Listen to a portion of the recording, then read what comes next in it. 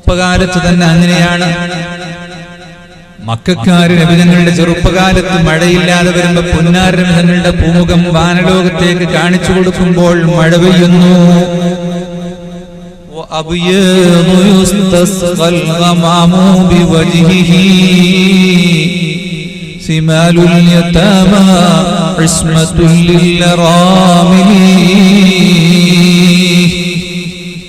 പുന്നാരവിധങ്ങളുടെ പൂമുഖം വാനത്തേക്ക് കാണിച്ചാൽ ആ സമയത്ത് മഴ പെയ്യുമായിരുന്നു.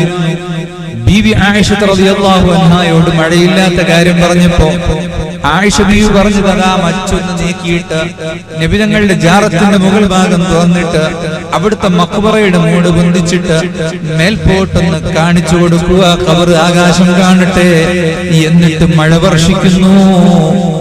നബിതങ്ങളുടെ ഹയാത്ത് കാലത്ത് സ്വഹാബത്ത് ഓടി വരുന്നൊരിക്കൽ സ്വഹാബത്ത് നബിതങ്ങൾ ഖുത്ബ ഓതിക്കൊണ്ടിരിക്കുകയാണ്.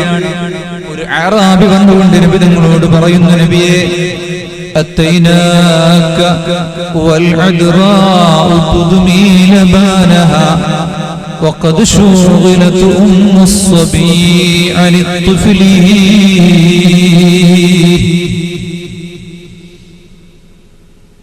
وألقى بكفيه الصبي استكانة من الجوع خوفا ما يمر وما يغليه. നബിയേ, വെള്ളം കുടിക്കാനില്ലാതെ ഞങ്ങൾ വളരെ വിഷമത്തിലാണ്. ഉമ്മമാർക്ക് വെള്ളം കുടിക്കാനില്ലാത്തതിന്റെ പേരിൽ മുലപ്പാല് പോലും വറ്റിപ്പോയിട്ട് മുലപ്പാലിന് പകരം രക്തമാണ് ചുരത്തുന്നത്. അതുകൊണ്ട് കുഞ്ഞുങ്ങളെ പോലും അവർ മറന്ന് ഇട്ടേച്ചു പോകുന്നു, പുറത്തേക്ക് വലിച്ചെറിയുന്നൊരവസ്ഥയുണ്ട് നബിയെ. കന്നുകാലികൾ ചത്തുപോകാൻ തുടങ്ങിയിരിക്കുന്നു നബിയെ. കൃഷി മുഴുവനും നശിച്ചു പോയിരിക്കുന്നു നബിയെ. അതുകൊണ്ട് ഞങ്ങൾക്ക് മഴ വേണം. فليس لنا إلا إليك فرارنا وأين فرار الناس إلا إلى الرسل. അമ്പിയാക്കന്മാരുടെ അടുത്തേക്കല്ലാതെ പ്രവാചകന്മാരുടെ അടുത്തേക്കല്ലാതെ പ്രജകൾക്ക് എങ്ങോട്ടാണ് ഓടിപ്പോകാനുള്ളത്? അങ്ങയുടെ സമീപത്തല്ലാതെ മറ്റൊരു സ്ഥലത്തും ഞങ്ങൾക്ക് വരാനില്ല. അതുകൊണ്ട് ഞങ്ങളെ രക്ഷിക്കണം നബിയേ, ഞങ്ങൾക്ക് മഴ വേണം നബിയേ. നബിതങ്ങൾ ഉടനെ തന്നെ ദുആ ചെയ്യുന്നു. നബിതങ്ങൾ ഉടനെ തന്നെ അല്ലാഹുവിനോട് പറയുന്നു, അല്ലാഹുമ്മ അസ്ഖിനിൽ ഗൈസ് വലാ തജ്അൽനാ മിനൽ ഖാനിതീൻ. ദുആ കഴിയുന്നതേയുള്ളൂ, ആകാശത്തു നിന്ന് മഴ വർഷിക്കുന്നു. എല്ലാവരും മഴ കൊണ്ടാണ് വീട്ടിലേക്ക് പോകുന്നത്. ആ മഴ തുടർന്നു, നന്നായി മഴ പെയ്തു. നാളെയും തുടർന്നു, മറ്റന്നാളും തുടർന്നുകൊണ്ടേയിരുന്നു. അടുത്ത വെള്ളിയാഴ്ച ഖുത്ബയോദാന സമയത്ത് ആ മനുഷ്യൻ തന്നെ ജംഗലി മനുഷ്യൻ ഓടി വരുന്നു. നബിതങ്ങളോട് പറയുന്ന, നബിയെ മതി മതി മതി, ധാരാളമായി പോയി. ബാക്കിയുള്ള കന്നുകാലികളും കൂടെ മഴ പെയ്തിട്ട് ഒലിച്ചു പോകാൻ തുടങ്ങി.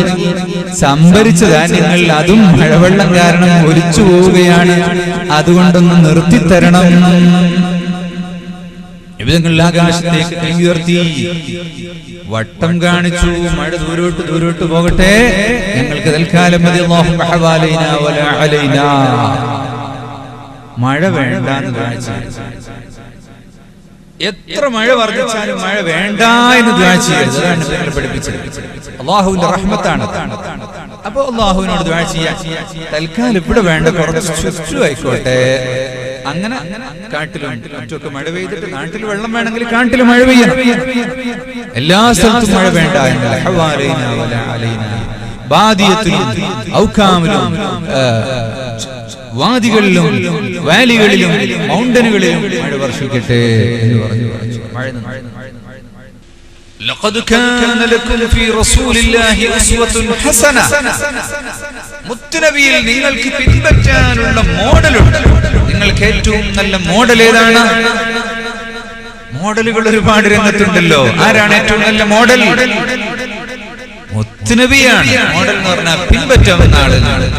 ഇന്ന് മോഡൽ എന്ന് പറയുന്നത് തീരെ പിൻപറ്റാൻ പറ്റാത്ത അഗ്ലി ആ പിക്ചറിനാണ് മോഡൽ എന്ന് പറയുന്നത്. തുണി കൊടുക്കാതെ നടക്കുന്നവർക്ക് وإنك لعلى خلق عظيم. نبي عظيم خلق الخلق الذي له عظم الرحمن في أعظم الكتب. മദീന ശരീഫിൽ ഹുജ്റത്തു ശരീഫയുടെ ഭാഗത്ത് മുവാജഹത്തു ശരീഫയിൽ വലതുഭാഗത്ത് മുകളിൽ കൊത്തിവെച്ചത് കാണാം. ആ ചുറ്റുഭാഗത്ത് ഇങ്ങനെ എഴുതി തുടങ്ങി വന്ന് അവസാനത്തെ വരിയത അത് കൊത്തിവെച്ചതായി മദീന ശരീഫിൽ കാണാം. നബിയ്യുൻ അളീമുൻ ഖുലുഖുൽ ഖുലുഖുൽ ലദീ ലഹു അളമർ റഹ്മാനു ഫീ അഅ്ളമിൽ കുതുബി. ഏറ്റവും അഅ്ളമുൽ കുതുബായ വിശുദ്ധ ഖുർആനിൽ അല്ലാഹു തആല സർട്ടിഫിക്കറ്റ് നൽകിയിട്ടുള്ളതാണ് പുന്നാര നബി തങ്ങളുടെ സ്വഭാവം എന്ന് പറയുന്നത്. ഖൽഖ് എന്ന് പറഞ്ഞാൽ സൃഷ്ടിപ്പ്, ആകാര വിശേഷം എന്ന് പറയുന്നത് അത് മദ്ഹ് ചെയ്യപ്പെടേണ്ട ഒരു കാര്യം തന്നെയാണ്. വിരൂപിയായ മനുഷ്യനെ, വൈകല്യമുള്ളവരെ സ്വരൂപിയെ സ്നേഹിക്കുന്നത് പോലെ, ഇഷ്ടപ്പെടുന്നത് പോലെ സാധാരണ മനസ്സ് മറ്റ് താല്പര്യങ്ങൾ വെച്ചിട്ടോ ഇമാം വെച്ചിട്ടോ തഖ്വ വെച്ചിട്ടോ അല്ല. ഒരു മനുഷ്യന്റെ ശരീരം, മനുഷ്യന്റെ മനസ്സ് സാധാരണഗതിയിൽ കോങ്കണ്ണുള്ളവനെയും മൂക്ക് പൊട്ടിയവനെയും കൊന്ത്രമ്പലുള്ളവനെയും കാലുമടക്കാനുള്ളവനെയൊക്കെ സ്നേഹിക്കും. ഒരു പെണ്ണന്വേഷിക്കുമ്പോൾ അങ്ങനത്തെ പെണ്ണുണ്ടോ എന്ന് ആരെങ്കിലും അന്വേഷിച്ചു പോകാറുണ്ടോ? അല്ലെങ്കിൽ അങ്ങനെയുള്ള ഭർത്താക്കന്മാർ പിന്നെ അന്വേഷിക്കും. നല്ല മനസ്സുള്ള ആളുകൾ അത്തരം ആളുകളെ തെരഞ്ഞെടുക്കും. അതവരുടെ സഹനമാണ്. അതിന് അല്ലാഹു അവർക്ക് കൂലി കൊടുക്കും. എത്ര നല്ല മനുഷ്യന്മാരെ കണ്ടിട്ടുണ്ട്, നല്ല സുന്ദരന്മാരായ ആളുകൾ മുടക്കാനുള്ള പെണ്ണിനെ കല്യാണം കഴിക്കുന്നവർ തിരിച്ചുണ്ടാകും. അത് നല്ല മനസ്സ്, വിശാലമായ മനസ്സിന്റെ അവസ്ഥയാണ്. എന്നാൽ ശരീരത്തിന്റെ സൗന്ദര്യം എന്ന് പറയുന്നത് ഒരു മനുഷ്യന്റെ വിശേഷണമാണ്. നബി സല്ലല്ലാഹു അലൈഹി വസല്ലം തങ്ങളുടെ ശരീരത്തിന്റെ പ്രകൃതം സ്വഹാബത്ത് വിശദീകരിച്ചിട്ടുണ്ട്. അതാണ് മദ്ഹ് പറയൽ യഥാർത്ഥത്തിൽ ഒരു ആവശ്യം ആയിരുന്നില്ല എങ്കിൽ ശരീരത്തിന്റെ പോരിശ പറയേണ്ട കാര്യമുണ്ടോ? നബിതങ്ങളുടെ സ്വഭാവവും ഗുണങ്ങളും പറഞ്ഞാൽ അത് മറ്റുള്ളവർക്ക് പിൻപറ്റാം.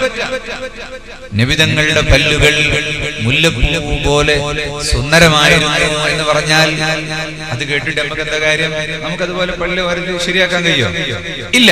അപ്പൊ അതാ നബിതങ്ങൾ മദ്ഹ് പറയുക എന്നത് മാത്രമാണ് ആ ഹദീസിന്റെ ലക്ഷ്യം. നബിതങ്ങളുടെ നിറം ഏറ്റവും ആകർഷകമായ നിറം, ഉള്ളു ചുകന്ന വെള്ള നിറം നബി, നീണ്ടവരല്ല അറിവിൻ അല്ല കുറിയവർ നല്ല തടി മുഖം വട്ടനിലാവേ. പുതിയ കുട്ടികൾക്കൊന്നും ഈ പാട്ട് അറിയില്ല. അറിയോ? പഴയ ഉമ്മമാർക്കറിയാമായിരുന്നു. അവര് തൊട്ടിൽ കുഞ്ഞുങ്ങളെ ആട്ടുമ്പോ ഇത്തരം കവിതകൾ ചൊല്ലിയിട്ടാണ് ആട്ടിയിരുന്നത്. ആർക്കറിയാം ഇപ്പൊ എന്തു പാട്ട് പാടിയിട്ടാണ് തൊട്ടിലാട്ടുന്നത്? സുബ്ഹാനല്ലാഹ്, കാലഘട്ടം എവിടെ ചെന്ന് പോയി? ഇത്തരം പാട്ടുകൾ പഴയ കിതാബ് എടുത്ത് പരിശോധിക്കണം, എന്നിട്ട് പാടണം. എന്ത് അർത്ഥം ഉൾക്കൊള്ളുന്ന പാട്ടാണല്ലേ? പാട്ടിലൂടെ കാര്യങ്ങൾ മനസ്സിലാക്കാൻ. ആ ചുവപ്പും വെളുപ്പും നിറഞ്ഞ, തനി വെള്ളയായിട്ട് കണ്ടാൽ അറപ്പ് തോന്നുന്ന സ്വഭാവം അല്ല, ചുവന്നിട്ട് തീന കളറുള്ളതും അല്ല, ഏറ്റവും നല്ല സൗന്ദര്യമുള്ള നിറം. അയാളെ കണ്ടാൽ അയാളൊരു നീളാങ്കുലിയാണ് എന്ന് പറയുന്ന ആളല്ല, ഒരു കുള്ളാസാണ് എന്ന് പറയുന്നതും അല്ല.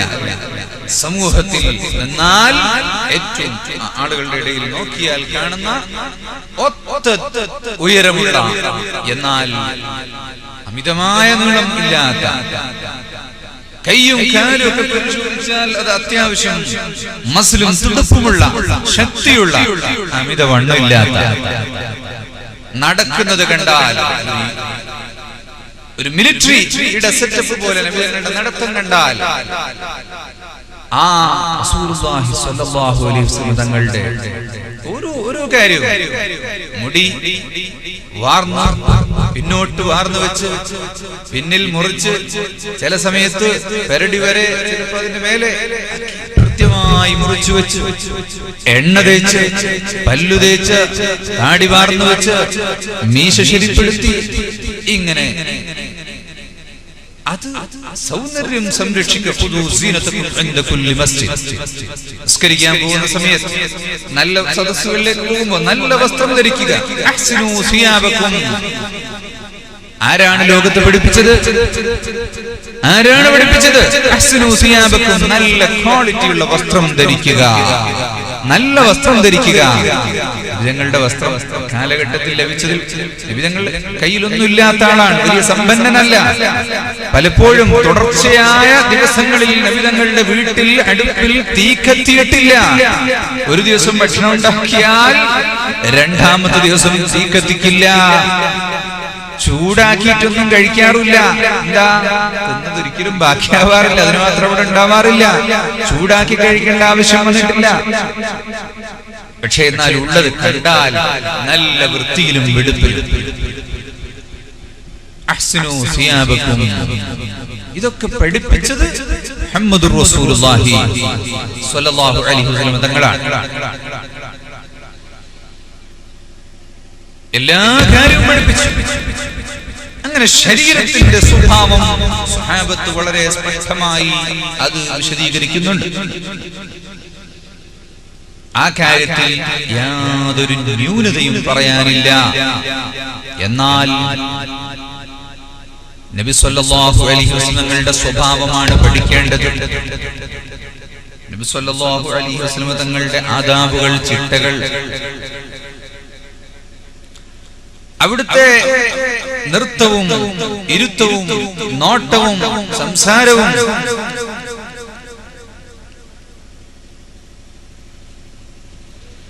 കുടുംബത്തോടുള്ള ബന്ധവും സന്താനങ്ങളെ പരിപാലിക്കുന്നതും എല്ലാം എത്ര വളരെ വ്യക്തമായി മഹാന്മാർ രേഖപ്പെടുത്തിയെന്ന് ചോദിച്ചാൽ ഒരൊറ്റ കാര്യവും വിട്ടുപോകാതെ മുഴുവൻ കാര്യങ്ങളും അവർ രേഖപ്പെടുത്തിയിട്ടുണ്ട്. ശരീരത്തെക്കുറിച്ച് പറയുന്ന സമയത്ത് അവിടുന്ന് വഫാത്താകുന്ന സമയത്ത് താടിരോമങ്ങളിൽ എത്ര എണ്ണം നരച്ചിരുന്നു അതിന്റെ എണ്ണം പറഞ്ഞിട്ടുണ്ട്. ആരുടെ ചരിത്രമാണ് ഇവിടെ അന്വേഷിച്ചാൽ അങ്ങനെ കിട്ടുക? ബയോഗ്രഫികൾ, ആട്ടോബയോഗ്രഫികളൊക്കെ ഉണ്ട്. എന്നാൽ അങ്ങനെ സ്പഷ്ടമായി കാര്യങ്ങൾ ചിത്രീകരിച്ചത് ലോകാവസാനം വരെ, അതും എഴുതി വെച്ച പുസ്തകം കമ്പ്യൂട്ടറിൽ നിന്ന് ഡൗൺലോഡ് ചെയ്യുകയല്ല, അല്ലെങ്കിൽ ഏതെങ്കിലും കിതാബുകൾ വാങ്ങിക്കൊണ്ടുവന്നല്ല. പരമ്പരാഗതമായി പരമ്പരകളായി ഓരോരുത്തരിൽ നിന്ന് കാര്യങ്ങൾ ചോദിച്ചു പഠിച്ചു മനസ്സിലാക്കി അങ്ങനെ തന്നെ ഗുരു ശിഷ്യ ബന്ധത്തിലൂടെ നിലനിന്നു പോരുന്ന ചരിത്രം. പുനാരനബിതങ്ങളുടെ തന്റെ ഗ്രൂപ്പുമായി നബിതങ്ങൾ നടക്കുകയാണെങ്കിൽ, സ്വഹാബത്തിനെയും കൊണ്ട് നടക്കുകയാണെങ്കിൽ നബിതങ്ങൾ ഏറ്റവും മുന്നിൽ ലീഡർ, മറ്റുള്ളവർ പിന്നിലും. അങ്ങനെയല്ല, നബിതങ്ങൾ അവരെ മുന്നിൽ നടത്തും, എന്നിട്ട് പിന്നിൽ വാച്ച് ചെയ്ത് എന്തെങ്കിലും അപാകങ്ങളുണ്ടോ നബിതങ്ങൾ അത് വാച്ച് ചെയ്തുകൊണ്ട് പിന്നിൽ നടക്കും. ആവശ്യമുള്ളപ്പോൾ മുന്നിൽ നടക്കും. നബിതങ്ങളുടെ നോട്ടം ഭൂമിയിലേക്കാണ് എപ്പോഴും ഉണ്ടായിരുന്നത്, ആകാശത്തേക്കുള്ള നോട്ടമല്ല. ഇങ്ങനെ കണ്ണും പിടിച്ച് ആകാശത്തേക്കല്ല, കൂടുതലും നോക്കിയിരുന്നത് ആകാശത്തേക്ക് നോക്കാറുണ്ട്. ആദ്യരാത്രിയിൽ എഴുന്നേറ്റാൽ ആകാശത്തേക്കാണ് നോക്കുക. إن في خلق السماوات والأرض واختلاف الليل والنهار لآيات لأولي الألباب الذين يذكرون الله قياما وقعودا وعلى جنوبهم ويتفكرون في خلق السماوات والأرض ربنا ما خلقت هذا باطلا سبحانك فقنا عذاب النار. തഹജ്ജുദ് നിസ്കരിക്കാൻ വേണ്ടി എഴുന്നേറ്റാൽ നബിതങ്ങൾ വുളൂ ചെയ്തിട്ട് ആകാശത്തേക്ക് നോക്കിയിട്ട് ഈ ആയത്തോതും. ഇന്ന ഫീ ഖൽഖിസ് സമാവാതി വൽ അർദി എന്ന് പറഞ്ഞ ആയത്തോതും. എന്തിനാ ആകാശത്തേക്ക് നോക്കുന്നത്? വാനലോകത്ത് കാണുന്നതാ നക്ഷത്രങ്ങളും ഗോളങ്ങളും അതിലെല്ലാം അല്ലാഹുവിന്റെ ദൃഷ്ടാന്തങ്ങളുണ്ട് എന്ന് പറഞ്ഞ ആയത്തോതിയിട്ട് ആകാശത്തേക്ക് നോക്കി ഇങ്ങനെ ചിന്തിക്കും. എന്നാൽ സാധാരണ ജീവിതത്തിൽ കൂടുതൽ സമയവും ഭൂമിയിലേക്കാണ് നോക്കുക. കണ്ണ് താഴ്ത്തിയിടുക എന്ന് പറയുന്നത് ഒരു മഹത്വത്തിന്റെ സ്വഭാവമാണ്. ഖുതുബുൽ ആലം അവരെ കണ്ടിരുന്നില്ലേ? അവരുടെ ആ നോട്ടം അങ്ങനെ ആയിരുന്നല്ലോ. കിടന്ന് സംസാരിക്കുകയാണെങ്കിലും ഇനി ചിലപ്പോൾ എഴുന്നേറ്റിരുന്നാലും കണ്ണിങ്ങനെ വെച്ചിട്ട് ഇരിക്കുന്നത് സംസാരിക്കും. കണ്ണ് താഴ്ത്തിയിടുക എന്ന് പറയുന്നത് ഒരു വലിയ സ്വഭാവമാണ്. ആ കണ്ണ് താഴ്ത്തി തായോട്ട് തുറിച്ച് കണ്ണിലേക്ക് മുഖത്തേക്ക് നോക്കുകയല്ല. മോഡേൺ വ്യക്തിത്വ വികസനത്തിൽ പഠിപ്പിക്കുന്ന എന്താ? മുഖത്ത് നോക്കിയിട്ട് എങ്ങനെയാണ് സംസാരിക്കുക, ചാടിയിട്ട് എങ്ങനെയാണ് ഷേക്ക് ഹാൻഡ് ചെയ്യുക, ഇതൊക്കെയാണ് പഠിപ്പിക്കുന്നത്. വിനയത്തിന്റെ താഴോട്ട് തന്നെ കൂടുതൽ നോക്കുകയും മാത്രമല്ല കൂടുതൽ സമയവും ആ നോട്ടം ചിന്തയാണ്. നോക്കുന്ന കണ്ണ് ഇവിടെ കിടക്കുകയാണെങ്കിൽ കണ്ണിന്റെ പിറകിൽ അതിനേക്കാളും വലിയ നോട്ടമാണ്. ചിന്തയായിരുന്നു അല്ലാഹുവിനെ കുറിച്ചുള്ള ചിന്ത. ഈ വിശുദ്ധ ദീൻ പ്രചരിപ്പിക്കുന്നതിന്റെ ചിന്ത, തന്റെ സമൂഹത്തെ കുറിച്ചുള്ള ചിന്ത, അതായിരുന്നു നബി തങ്ങൾ. അങ്ങനെയാണെങ്കിലും സ്വഹാബത്തുമായി കൂടിച്ചേരും, അവരോട് സംസാരിക്കും, എല്ലാ വിഷയങ്ങളിലും ഇടപെടും. എന്നാൽ ഒഴിവുള്ള സമയത്ത് മുഴുവനും അല്ലാഹുവിൽ ചിന്തിച്ച് അങ്ങനെ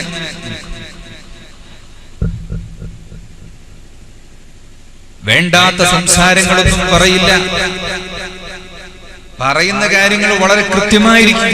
ഫുദൂലുൽ കലാം നബിതങ്ങളുടെ സംഭാഷണത്തിൽ ഒരിക്കലും ഉണ്ടാകില്ല. വേണ്ടാത്ത സംസാരങ്ങൾ. എന്താണ് വേണ്ടാത്ത സംസാരം? വേണ്ടാത്ത സംസാരിക്കുന്ന ആളുകളൊക്കെ ഒന്ന് കൈയൊന്നിക്ക് കാണട്ടെ. ആരും പൊന്തിക്കണ്ട, എല്ലാവരും അതാണ് സംസാരിക്കുന്നത്. ഇന്ന് രാവിലെ മുതൽ വൈകുന്നേരം വരെയുള്ള ചിന്തിച്ചു നോക്കിയാൽ ഞാൻ വേണം 5 മിനിറ്റ് തരാം. ഏതെല്ലാം മണ്ഡലത്തിൽ ഏതെല്ലാം സ്ഥാനാർത്ഥികളാണ്, അവിടെ ആരാണ് ജയിക്കുക, ഇവിടെ ആരാണ് ജയിക്കുക, അവിടുത്തെ മറ്റേ പ്രശ്നമുണ്ട്, അവിടെ അടിയൊഴുക്കുണ്ടാകും. ഏത് കടയിൽ ചെന്നാലും തിണ്ണയിൽ ചെന്നാലും പള്ളിയിൽ ചെന്നാലും എവിടെയും സംസാരം ഇതല്ലേ? ഈ സംസാരം എന്തിനുള്ളതാണ്? പാർട്ടി പ്രവർത്തകർ ചിലപ്പോൾ കണക്ക് കൂട്ടുകയും അവരുടെ പ്രവർത്തനങ്ങളുമായിരിക്കും. നമ്മളിത് പറഞ്ഞിട്ട് എന്താ കിട്ടുക? നമ്മൾ പറഞ്ഞുകൊണ്ട് അയാൾ ജയിക്കുവോ അല്ലെങ്കിൽ തോൽക്കുവോ? നമ്മൾ കണക്ക് കൂട്ടിയത് കൊണ്ട് ഇവിടെ ഭരണകൂടം ഉണ്ടാക്കാൻ സാധിക്കുവോ? ഇല്ല. അങ്ങനെ ഫലമില്ലാത്ത സംസാരം, ഇതിനാണ് പാഴ് സംസാരം എന്ന് പറയുക. ഒരു മഹാൻ പറഞ്ഞു, പാഴ് സംസാരം തീരെ പറയരുത്. എത്രയെന്ന് പറഞ്ഞാൽ നമ്മളിപ്പോ ഇതിലിങ്ങനെ കോഴിക്കോട്ടൊക്കെ പോകുമ്പോ വണ്ടിയിൽ പോവാണ്, മാങ്കാവിലെത്തില്ലേ എന്ന് പറയുന്നു. അപ്പൊ മൂപ്പര് അഭിപ്രായം അനുസരിച്ച് അത് പറയേണ്ട ആവശ്യമില്ല. മാങ്കാവിലെത്തില്ലേ എന്ന് പറഞ്ഞിട്ട് എന്താ എത്തിയിട്ടുണ്ടല്ലോ, നിങ്ങൾ പറഞ്ഞില്ല ഇങ്ങനെ അവിടെ എത്തില്ലേ. ബസ്സിന് ഇറങ്ങാനായിട്ടുണ്ട് എന്ന് പറയാനാണെങ്കിൽ കുഴപ്പമില്ല. വെറുതെ ഇങ്ങനെ പറയും. ആ വെറും പറച്ചിലുകൾ ഇനി നാളെ മുതൽ കണക്ക് ഒന്ന് നോക്കിയാൽ മതി. വൈകുന്നേരം വരെ എത്ര പറയുന്നു? പറയുന്നതിൽ കൂടുതലും വെറും സംസാരം, ഫലമില്ലാത്ത സംസാരങ്ങളായിരിക്കും. ഫലമുള്ളതേ സംസാരിക്കും. എന്നാ പിന്നെ ആളൊന്നും ഉണ്ടാതെ ഇങ്ങനെ വളരെ കൃത്യമായി വെള്ളം വേണം, ഭക്ഷണം കൊണ്ടുവരും, വാതിൽ തുറക്കും, ഇങ്ങനെ മാത്രമേ സംസാരിക്കുള്ളൂ. അപ്പൊ ഒരാൾ വന്നിട്ട് അയാൾ കച്ചവടത്തിന്റെ ഒരു കാര്യം, അതെനിക്ക് എന്റെ ആവശ്യത്തിൽപ്പെട്ടാൽ എന്നില്ല. സ്വഹാബത്തിന്റെ കൂടെ കൂടിയാൽ അവര് ഭക്ഷണത്തെ കുറിച്ച് പറഞ്ഞാൽ അപ്പൊ അതിനെ കുറിച്ച് ഞങ്ങൾ പറയും. ഞങ്ങൾ പറഞ്ഞാൽ വെറുതെ ആകൂല, അതിലെല്ലാം പോയിന്റ് ഉണ്ടാകും. കുടിക്കുന്നതിനെ കുറിച്ച് പറഞ്ഞാൽ അപ്പൊ അതിനെ കുറിച്ച് പറയും. യാത്രയെ കുറിച്ച് പറഞ്ഞാൽ അതിനെ കുറിച്ച് സംസാരിക്കും. അവര് ദുനിയാവിന്റെ വിഷയങ്ങൾ സംസാരിച്ചാൽ അതിൽ നിങ്ങൾ സംസാരിക്കും. കാരണം ഒരു ഗ്രൂപ്പിന്റെയും സമൂഹത്തിന്റെയും ആ സൗഹൃദ ബന്ധത്തിന്റെ മാനസികാവസ്ഥ പരിഗണിക്കണം എന്നത് നബി സല്ലല്ലാഹു അലൈഹി വസല്ലം പഠിപ്പിച്ചിട്ടുണ്ട്. എന്നാൽ അതെല്ലാം ആവശ്യത്തിന് വേണ്ടിയുള്ളത് തന്നെയാണ്. സംസാരങ്ങളിൽ നിങ്ങൾ വളരെ സൂക്ഷിച്ചിരുന്നു.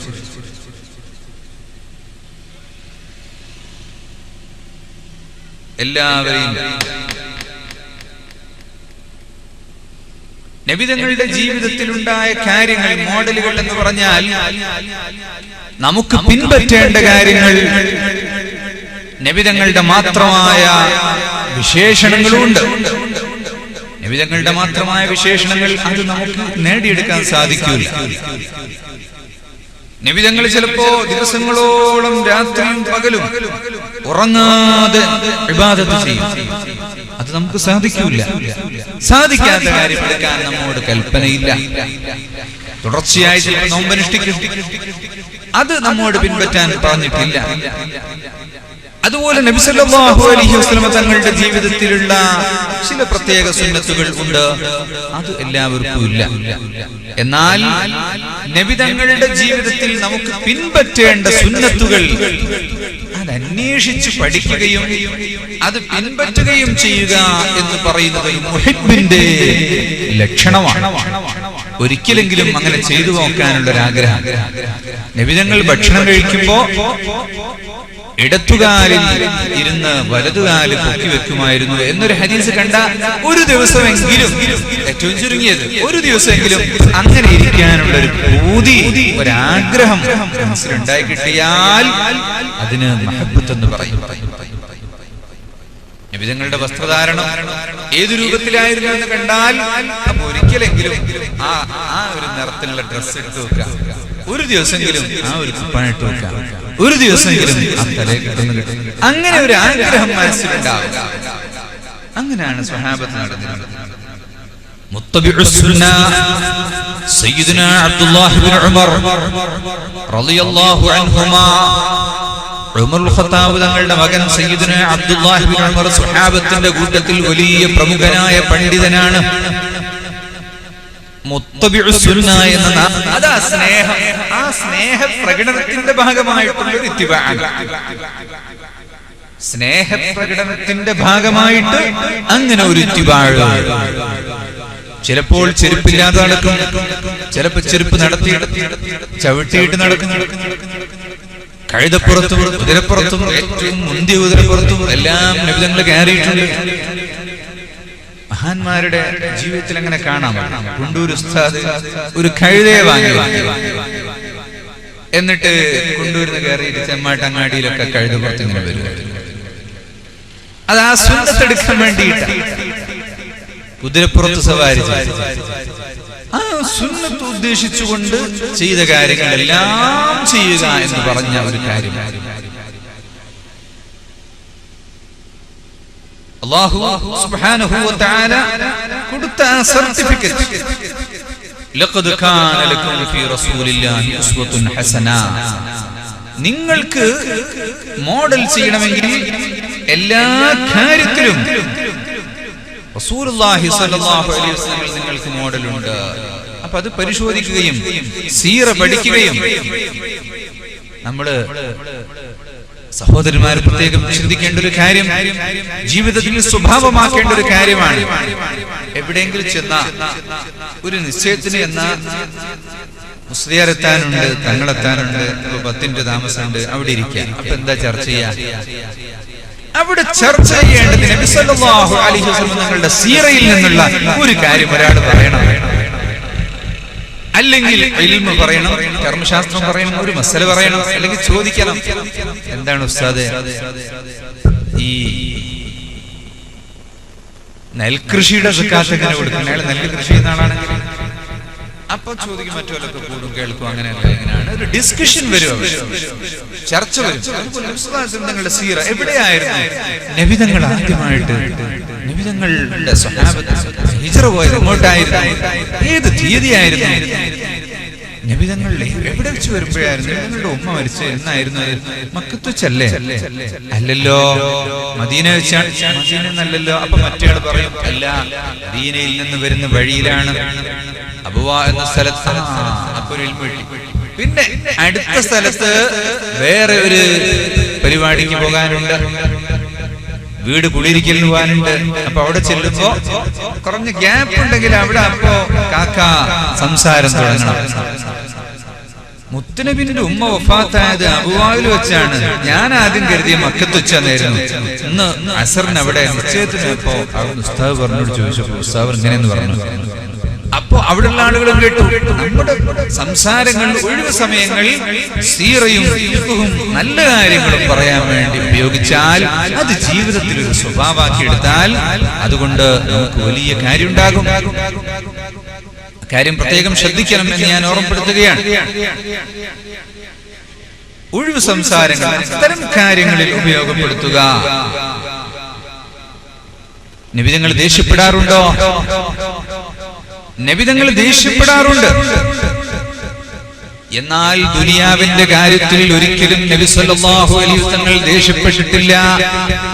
കറിയിൽ ഉപ്പ് കൂടിപ്പോയി എന്ന് പറഞ്ഞിട്ട് കൊടാലി എടുത്തിട്ട് ഉമ്മയെ കൊന്ന മനുഷ്യൻ ഇന്ത്യ രാജ്യത്ത് കഴിഞ്ഞു പോയിട്ടുണ്ട്. അലക്കി വസ്ത്രം അലക്കിയതിൽ നീലം മുക്കിയിട്ട് എന്താണ് ഇത്ര ചോപ്പിച്ചു കളഞ്ഞത് എന്ന് പറഞ്ഞിട്ട് ഭാര്യയെ അടിക്കുന്നവൻ. അങ്ങനത്തെ ഒരു പ്രശ്നത്തിലും നബി സല്ലല്ലാഹു അലൈഹി വസല്ലം ദേഷ്യപ്പെട്ടിട്ടില്ല. നബി തങ്ങളുടെ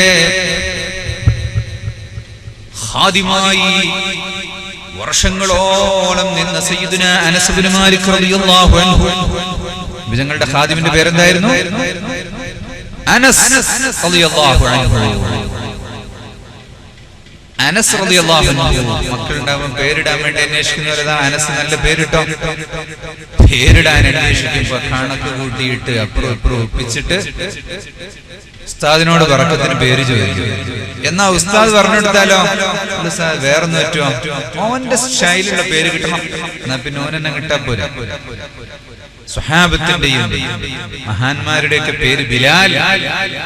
ആശിഖുകളുടെ വീട്ടിൽ ബിലാൽ ഉണ്ടാകും, ഉവൈസ് ഉണ്ടാകും. സ്നേഹത്തിന്റെ പേരിലാണ്. അനസ് റളിയല്ലാഹു അൻഹു പറയുന്നു, നബി സല്ലല്ലാഹു അലൈഹി വസല്ലം തങ്ങളുടെ ഖാദിമായി ഇത്രയും കാലം നിന്നിട്ട് ലിമാ എന്നൊരു ചോദ്യം എന്നോട് ചോദിച്ചിട്ടില്ല. എന്തുകൊണ്ടാണ് അങ്ങനെ ചെയ്തത്, എന്തുകൊണ്ട് അങ്ങനെ ചെയ്തില്ല? ഈ രണ്ട് ചോദ്യവും ഇക്കാലം അത്രയും എന്നോട് ചോദിച്ചിട്ടില്ല. ദേഷ്യപ്പെടാറില്ല. ആഖിറത്തിന്റെ വിഷയത്തിലാണെങ്കിൽ നല്ലോണം ദേഷ്യപ്പെടും, മുഖം ചോക്കും. നിങ്ങൾ കണ്ടില്ലേ, നബി തങ്ങളെ കല്ലെറിഞ്ഞു, അവിടുത്തെ മുൻപല്ല് പൊട്ടി, നെറ്റിത്തടത്തിൽ മുറിവേറ്റു, കാലിന് മുറിവേറ്റിട്ട് രക്തമൊലിച്ചു. എന്നിട്ട് നബി സല്ലല്ലാഹു അലൈഹി വസല്ലം എന്താണ് പറഞ്ഞത്? അല്ലാഹുമ്മ ഗ്ഫിർ ലിഖൗമി ഫഇന്നഹും ലാ യഅലമൂൻ. വിവരമില്ലാത്തവരാണ്, പഠിച്ചോനെ പുറത്തെടുക്കണേ. ആ പിന്നാര ശരീരത്തിൽ നിന്നൊരു രക്തം ഭൂമിയിലേക്ക് ഉറ്റിയാൽ അതിന്റെ പേരിലെങ്ങാനും കോപമുണ്ടായിരുന്നുവെങ്കിൽ ആ ഭൂമി നശിച്ചു പോകും. നബി ഞങ്ങൾക്ക് ദേഷ്യമില്ല. അതേസമയം സഹോദരന്മാര് മനസ്സിലാക്കണം, ഒരിക്കലതാ യുദ്ധത്തിന്റെ സമയത്ത് ശത്രുക്കൾ ഒരു നിലക്കും വിട്ടുപോകുന്നില്ല. നിസ്കാരത്തിന്റെ സമയം വൈകിക്കൊണ്ടിരിക്കുകയാണ്, നിസ്കാരം ഖളാ ആകുന്നു. അല്ലാഹുവിന്റെ റസൂലിന് വല്ലാതെ ദേഷ്യം വന്നു. ملأ الله قبورهم وبيوتهم نارا. أشرف الوراء نبي محمد رسول الله. റസൂലുള്ളാഹി തങ്ങൾ ദുആ ചെയ്യുന്ന പടച്ചവനെ അവരുടെ വീടുകളും ഖബറുകളും തീയാൽ നിറയ്ക്കണമേ. എന്താ കാര്യം? നിസ്കാരം ഖളാക്കി കളഞ്ഞു. ആവശ്യമുള്ള സ്ഥലത്ത് ദേഷ്യപ്പെടും, എന്നാൽ ദുനിയാവിന്റെ വിഷയത്തിൽ ഒരിക്കലും തന്നെ നബി സല്ലല്ലാഹു അലൈഹി വസല്ലം തങ്ങൾ ദേഷ്യപ്പെടാറുണ്ടായിരുന്നില്ല. ചിരിക്കും. എന്നാൽ നബി തങ്ങളുടെ ചിരി എന്ത് ചിരിയാ? പുഞ്ചിരി, തബസ്സും. വകാന അക്സറ ളഹ്കിഹി അത്തബസ്സും. നബി തങ്ങളുടെ ആ ചിരി എന്ന് പറഞ്ഞാൽ അതധികം പുഞ്ചിരിയാണ്. പൂർണ്ണമായിട്ട് പൊട്ടിച്ചിരിക്കുന്നത് വളരെ കുറുക്കണം. فليضحكوا قليلا وليبكوا كثيرا. അല്ലാഹു പഠിപ്പിച്ചതാണ്. കൂടുതൽ കരയുക, കുറച്ച് ചിരിക്കുക. ആ ചിരി ഏത് സന്തോഷത്തിന്റെ ചിരിയുണ്ട്. എന്നാൽ ഈ പുഞ്ചിരി, മുഖപ്രസന്നതയുടെ പുഞ്ചിരി, നബി തങ്ങളുടെ മുഖത്ത് നോക്കിയാൽ എപ്പോഴും പുഞ്ചിരിയാണ്. അത് നബി തങ്ങളുടെ സ്വഭാവമായിരുന്നു. ഒരു കാര്യം പറഞ്ഞാൽ നബി സല്ലല്ലാഹു അലൈഹി വസല്ലം അധിക സമയത്തും എന്ത് കാര്യം പറഞ്ഞു കൊടുത്താൽ 3 പ്രാവശ്യം പറയും. എന്തിനാ? അത് മനസ്സിലാകാൻ വേണ്ടി 3 പ്രാവശ്യം പറയും. ഒരു കാര്യം പറഞ്ഞു കൊടുത്താൽ 3 പ്രാവശ്യം പറയും, മനസ്സിലാക്കി കൊടുക്കാൻ വേണ്ടി. ഇത് ചിലപ്പോ നിങ്ങൾ കണ്ടിട്ടില്ലേ, കുട്ടികളോട് പറഞ്ഞു മുനകത്ത് വെള്ളം അടിച്ചു, അപ്പൊ കൊണ്ടുവന്നു പച്ചവെള്ളാണ്, ചൂടുവെള്ളം കൊണ്ടുവരാനല്ലേ പറഞ്ഞിട്ടുണ്ടായിരുന്നു. ചൂടുവെള്ളം പറഞ്ഞിട്ടില്ലേ, വെള്ളം കൊണ്ടുവന്നാ പറഞ്ഞത്. അപ്പൊ വ്യക്തമാക്കി കൊടുക്കുക, കാര്യങ്ങൾ പറഞ്ഞാൽ അത് വളരെ വ്യക്തമാക്കി കൊടുക്കുക എന്നത് പുന്നാര നബിയുടെ സ്വഭാവമായിരുന്നു. സലാം പറഞ്ഞാൽ സദസ്സിലേക്ക് കയറി വരുമ്പോ ആദ്യം ഒരു സലാം പറയും, അടുത്തെത്തുമ്പോ ഒരു സലാം പറയും, പിന്നെ എന്നിലെത്തുമ്പോ മറ്റൊരു സലാം പറയും. അതേ പ്രകാരം സമ്മതം ചോദിച്ചിറങ്ങി പോവുകയാണെങ്കിൽ ഞാൻ വരട്ടെ, അസ്സലാമു അലൈക്കും, പിന്നെ പോവല്ലേ എന്നല്ലേ പറഞ്ഞു. അല്ല, അത് വീണ്ടും പറയും, ഒരു 3 പ്രാവശ്യം സമ്മതം പറയും. കാര്യം പറയുകയാണെങ്കിൽ എല്ലാം 3 പ്രാവശ്യം. അതെന്തിനാന്ന് പറഞ്ഞാൽ കാര്യം മനസ്സിലാക്കാനും ഒരു വിഷയത്തിന് പൂർത്തീകരണത്തിനും വേണ്ടിയാ. ഇതിന്റെ അർത്ഥം എന്ത് പറയുമ്പോഴും 3 പ്രാവശ്യം പറയണമെന്നല്ല. പക്ഷെ മനസ്സിലാക്കി കൊടുക്കേണ്ട കാര്യങ്ങൾ വ്യക്തമായി മനസ്സിലാക്കാൻ വേണ്ടി അത്രയും കാര്യം പറയും എന്ന്.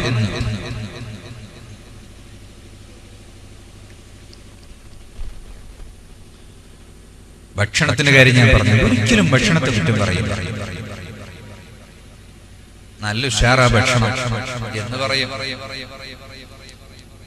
എവിടെയെങ്കിലും ചെന്നിട്ട് ഉപ്പ് നന്നായിട്ടില്ലല്ലോ, ആരാണ് ഉപ്പ്? ഉപ്പ് കൂടിപ്പോയല്ലോ, അല്ലെങ്കിൽ അടിയില് കാറിപ്പോയല്ലോ, ചൂട് പിടിച്ചു പോയല്ലോ, ഇങ്ങനെ ഒരു കുറ്റവും പറയില്ല. ഇഷ്ടപ്പെട്ടാ തിന്നു, അല്ലെങ്കിൽ തിന്നൂല എന്നല്ലാതെ കുറ്റം പറയില്ല. ഭക്ഷണത്തെ കുറ്റം പറയില്ല, ഭക്ഷണത്തെ കുറ്റം പറയരുത്, ഭക്ഷണത്തെ ആദരിക്കണം. അതുകൊണ്ടാ പഴയ കാലത്തെ ആളുകളൊക്കെ ഭക്ഷണവും ഇരുത്തവും ഒക്കെ ഒരേ മജ്‌ലിസിലാ. ഭക്ഷണത്തെ ഒരേ ലെവലിൽ വെക്കണം. ഭക്ഷണത്തിന്റെ നേരെ കാല് നീട്ടരുത്, ആദരിക്കണം. ആദരവും ഒരു വിഷയം ഇല്ലാത്തൊരു സമൂഹത്തെ സംബന്ധിച്ചിടത്തോളം ഒന്നും പറയാനില്ല. നബി സല്ലല്ലാഹു അലൈഹി വസല്ലം തങ്ങളുമായി പരലോകത്ത് ഏറ്റവും കൂടുതൽ അടുത്തു വരാൻ സാധിക്കുന്ന കാര്യം സൽസ്വഭാവം എന്നതാണ്. ഇന്ന മിൻ അഹബ്ബികും ഇലയ്യ വഅഖറബുകും മിന്നി മജ്ലിസൻ യൗമൽ ഖിയാമത്തി അഹാസിനുകും മഖ്ലാഖാ. അഷ്റഫുൽ വറാ മുഹമ്മദുർ റസൂലുള്ളാഹി സ്വല്ലല്ലാഹു അലൈഹി വസല്ലം പഠിപ്പിച്ചു, ആഖിറത്തിൽ എന്നോട് ഏറ്റവും അടുത്തു വരുന്നവൻ നിങ്ങളിൽ നിന്ന് ഏറ്റവും നല്ല സ്വഭാവമുള്ളവരാണ്. അപ്പോ ഇവിടെ ഒരു കാര്യം രക്ഷിതാക്കന്മാർ ശ്രദ്ധിക്കണം. മദ്രസ നടത്താൻ വേണ്ടി സംഭാവന കൊടുക്കാൻ ആവശ്യപ്പെട്ടാൽ എത്ര രൂപ കൊടുക്കാറുണ്ട്? മദ്രസ ഉണ്ടാക്കാൻ വേണ്ടി സംഭാവന ചോദിച്ചാൽ, അല്ലെങ്കിൽ മദ്രസ ഫീസ് കൊടുക്കാൻ മാസത്തിൽ 100 രൂപ ഫീസ് കൊടുക്കണം എന്ന വലിയ കാര്യമായി. ശരീരം നന്നാക്കാൻ വേണ്ടി, പനി പിടിച്ചാൽ പാരസെറ്റാമോൾ കഴിക്കാൻ വേണ്ടി എത്രയാണ് ചെലവാക്കുന്നത്? ഡോക്ടർക്ക് ഫീസ് എത്രയാണ് കൊടുക്കുന്നത്? തടി നന്നാക്കാൻ വേണ്ടിയുള്ള മരുന്നുകൾ എത്രയാണ് കൊടുക്കുന്നത്? ഖബറിൽ കൊണ്ടുപോയി പുഴുവിന് തിന്നാനുള്ള ഈ ശരീരത്തിന് തിന്നാൻ വേണ്ടി എന്തെല്ലാം വിലക്കുള്ള ഭക്ഷണമാണ് കഴിക്കുന്നത്? എന്നാൽ ഈ ശരീരത്തെ നന്നാക്കുന്നതിനേക്കാളും, അല്ലെങ്കിൽ നല്ല ഭവനങ്ങൾ, ഏറ്റവും മുന്തിയ വീട് വേണം, ഏറ്റവും മുന്തിയ കാറ് വേണം, ഏറ്റവും നല്ല വസ്ത്രം വേണം, എല്ലാറ്റിനും പണം ചെലവഴിക്കുന്നവൻ പക്ഷേ സ്വഭാവം വാങ്ങാൻ വേണ്ടി എവിടെ ചെലവഴിക്കുന്നു? സ്വഭാവം നന്നാക്കാൻ വേണ്ടിയാണ് ഏറ്റവും കൂടുതൽ ചെലവഴിക്കുന്നത്. കാരണം ഏറ്റവും കൂടുതൽ ബെനിഫിറ്റ് ഉള്ള കാര്യം അതാണല്ലോ. ആഖിറത്തിലും ഏറ്റവും വലിയ കാര്യം കിട്ടുന്ന അതുകൊണ്ടാണല്ലോ. ദുനിയാവിലും അങ്ങനെ തന്നെയാണ്. നല്ല സ്വഭാവം ഉണ്ടെങ്കിൽ അതുകൊണ്ട് കാര്യമുണ്ട്. സ്വഭാവം നന്നാക്കാൻ ഉള്ള അതിനു വേണ്ടിയുള്ള ചെലവഴിക്കലാണ് മദ്രസ പഠനം എന്ന് പറയുന്നത്. നല്ല മുഅല്ലിമുകൾ, ഒരു കുട്ടിയുടെ ക്യാരക്ടർ ബിൽഡ് ചെയ്യുന്ന, അവന് ട്രെയിൻ ചെയ്തെടുക്കുന്ന ഒരു മുഅല്ലിം, ഒരു ഉസ്താദ്, അങ്ങനത്തെ ആളുകളായിരിക്കും വേണം. അങ്ങനത്തെവരെ അന്വേഷിച്ചു പോയി അല്ലെങ്കിൽ കുട്ടിയുടെ സ്വഭാവം നന്നായി കിട്ടാൻ വേണ്ടി സിയാറത്തിന് പോകണം. അവിടെ പോയിട്ടൊരു അവിടം വരെ പോകാൻ എത്ര വസൂലിയാണ്.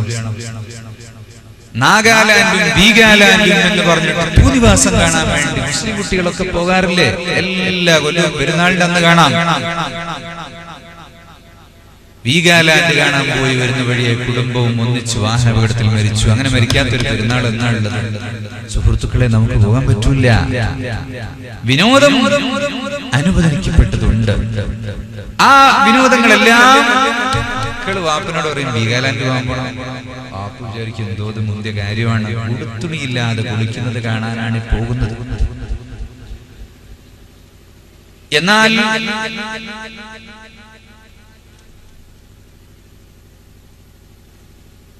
റസൂലുള്ളാഹി സ്വല്ലല്ലാഹു അലൈഹി വസല്ലം തങ്ങളുടെ സ്വഭാവത്തിൽ നിന്ന് ഉള്ള സ്വഭാവം പഠിക്കാൻ വേണ്ടി, അപ്പൊ പഠിക്കാൻ വേണ്ടി നല്ല ഉസ്താദിനെ തിരഞ്ഞെടുക്കുക, അതിനുവേണ്ടി യാത്ര ചെയ്യുക, പഠിക്കാൻ വേണ്ടി ചെലവഴിക്കുക, ദ്വാരപ്പിക്കാൻ വേണ്ടി എത്രയോ ദൂരെ ഒരു മഹാന്റെ അവിടെ പോകുന്നു ദ്വാരപ്പിക്കണം. എന്തിനാ അവിടെ പോകുന്നത്? ദ്വാരപ്പിക്കാനാണ്. ദ്വാരപ്പിക്കാൻ വേണ്ടി മാത്രം കൊച്ചി വരെ പോവുകയോ? ഇവിടെ ഒരു മഹാന്റെ 5 മിനിറ്റ് മുൻപ് കണ്ടുപോരാനാണ്. ഇതിനാ അത്രയും ദൂരം വന്നത്? അതെ,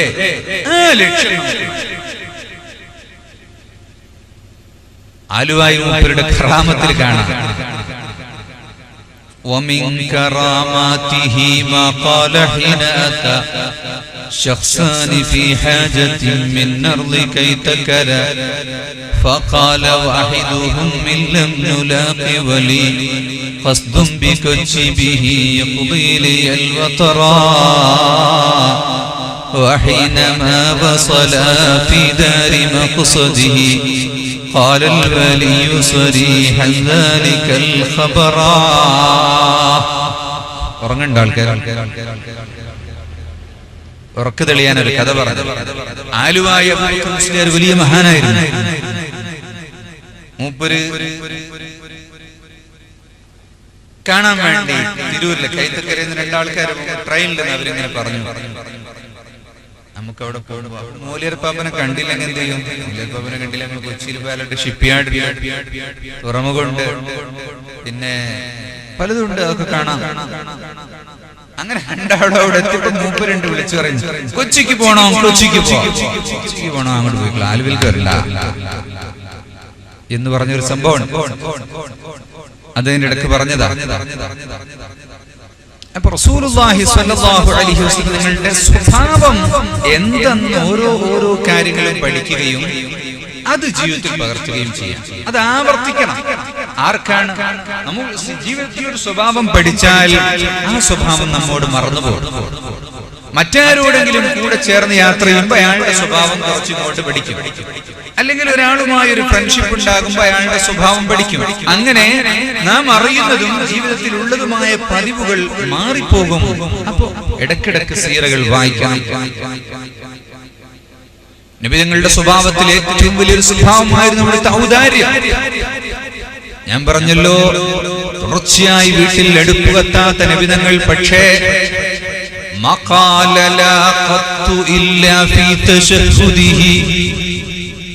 നബി തങ്ങള് അശ്ഹദു അല്ലാ ഇലാഹ ഇല്ലല്ലാഹ്, കവി ആശ്ചര്യപ്പെട്ടു പറഞ്ഞു, അതിൽ ലാ പറയേണ്ടതുണ്ടല്ലോ, അല്ലെങ്കിൽ നബി തങ്ങൾ ലാ പറയില്ല.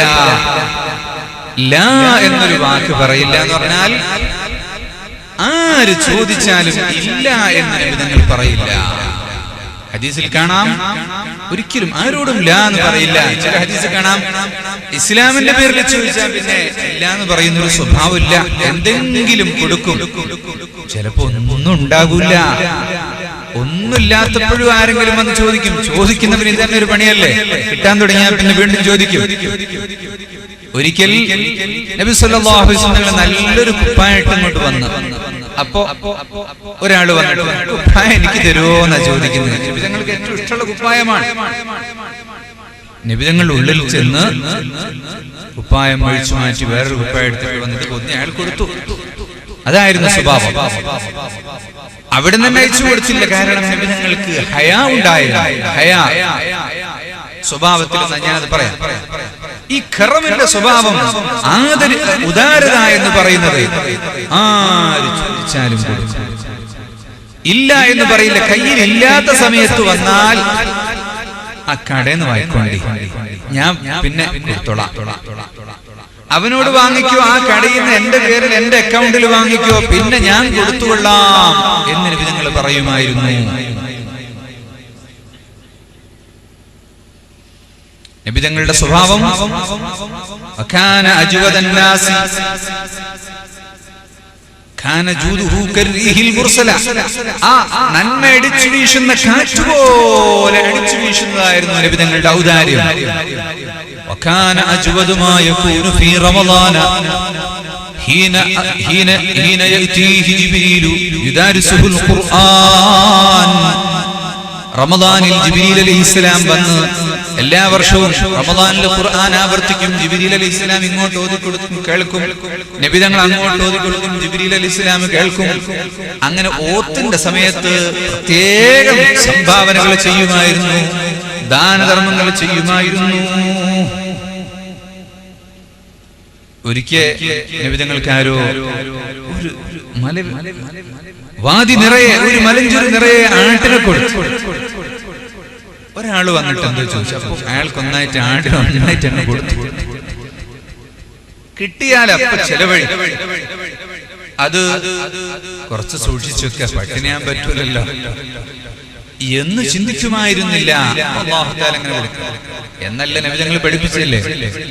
മലക്കുകൾ ദുആ ചെയ്യും ഓരോ ദിവസവും, അല്ലാഹുമ്മ അഅതി മുൻഫിഖൻ സലഫാ, അല്ലാഹുമ്മ അഅതി മുംസികൻ സലഫാ. പടച്ചവനെ, ചെലവഴിക്കുന്നവർക്ക് നീ അത് വീണ്ടും വീണ്ടും നൽകണമേ. പിടിച്ചുവെക്കുന്ന പിശുക്കന്മാർക്ക് നീ നാശം കൊടുക്കണമേ എന്ന് മലക്കുകൾ ദുആ ചെയ്യുന്നു പഠിപ്പിച്ചു. അതുകൊണ്ട് തന്നെ ആ നബി തങ്ങളുടെ ആ സ്വഭാവം, അതേ സ്വഭാവമാണ് നബി സല്ലല്ലാഹു അലൈഹി വസല്ലം ജീവിതത്തിലുടനീളം കാട്ടിയിരുന്നത്.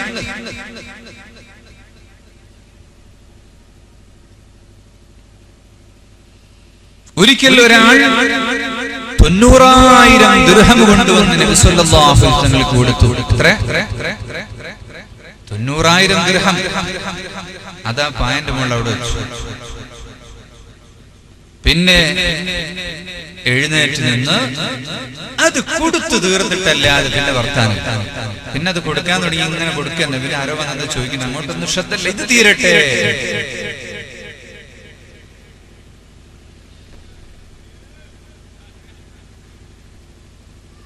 ഒരാൾ എന്തെങ്കിലും ഇങ്ങോട്ട് കൊണ്ടുതന്നാൽ ഹദിയ വാങ്ങി വെക്കാൻ നമ്മൾ പരിപാടി. ഹദിയ വാങ്ങി വെക്കുക. ഹദിയ വാങ്ങുമ്പോൾ ഒരു ഹദിയ അങ്ങോട്ട് കൊടുക്കും. നിബിധങ്ങൾക്ക് എന്തോ ഒരു ഹദിയ അങ്ങോട്ട് കൊടുത്താൽ അങ്ങോട്ട് കൊടുക്കും. അമ്മായി വാച്ചു കൊടുത്താൽ അമ്മായിക്ക് ഒരു പൊന്ന് അങ്ങോട്ട് കൊടുക്കും. അങ്ങനെ ഖാനൂൻ ഉണ്ടാക്കാൻ പാടില്ല. ഏതോ ഒരു അമ്മായി അങ്ങനെ കൊടുത്താൽ പിന്നെ എല്ലാ അമ്മായിനോടും കിട്ടണം എന്ന് വെക്കാൻ പാടില്ല. അത് പിടിച്ചു പറയാം. എന്നാൽ സമ്മാനം കൊടുക്കാം, ആർക്കും കൊടുക്കാം. ഹദിയ കൊടുക്കൽ സുന്നത്താണ്. ഹദിയ കൊടുത്താൽ ഹദിയക്ക് തിരിച്ചു ഒരു ഹദിയ അങ്ങോട്ടും കൊടുക്കും. അതേ പ്രകാരം നബി സല്ലല്ലാഹു അലൈഹി വസല്ലം തങ്ങളുടെ സഹനം എത്രയാണ് സഹിച്ചത് അത് പറയാനില്ല. ലോകത്തെ ഏറ്റവും കൂടുതൽ സഹനത്തിൽ മാതൃകയാക്കാൻ നബി സല്ലല്ലാഹു അലൈഹി വസല്ലം തങ്ങളെയാണ്. നേരത്തെ ഞാൻ പറഞ്ഞില്ലേ, എവിടെ പല്ല് പൊട്ടിയിട്ടും കാല് മുറിഞ്ഞിട്ടും നെറ്റിത്തടം പൊട്ടിയൊരിച്ചിട്ടൊന്നും അവർക്കതിൽ ദുആ ചെയ്തില്ല. സഹനമാണ്. നബി സല്ലല്ലാഹു അലൈഹി വസല്ലം തങ്ങൾ ഒരിക്കൽ ബദർ യുദ്ധം കഴിഞ്ഞ് പള്ളിയിലിരിക്കുന്ന സമയം ഉമൈർ എന്ന് പറയുന്ന മനുഷ്യൻ യമാമ ഗോത്രത്തിന്റെ തലവനാണ്. ഊരിപ്പിടിച്ച വാളുമായാണ് മദീന പള്ളിയിലേക്ക് വരുന്നത്. 12 സ്വഹാബത്തിനെ കൊന്നിട്ട് അവരുടെ തല വാളിന്റെ മുനയിൽ കുത്തിപ്പിടിച്ചവനാണ്. കണ്ടപ്പോൾ സംസാരിച്ചുകൊണ്ടിരിക്കുന്നു,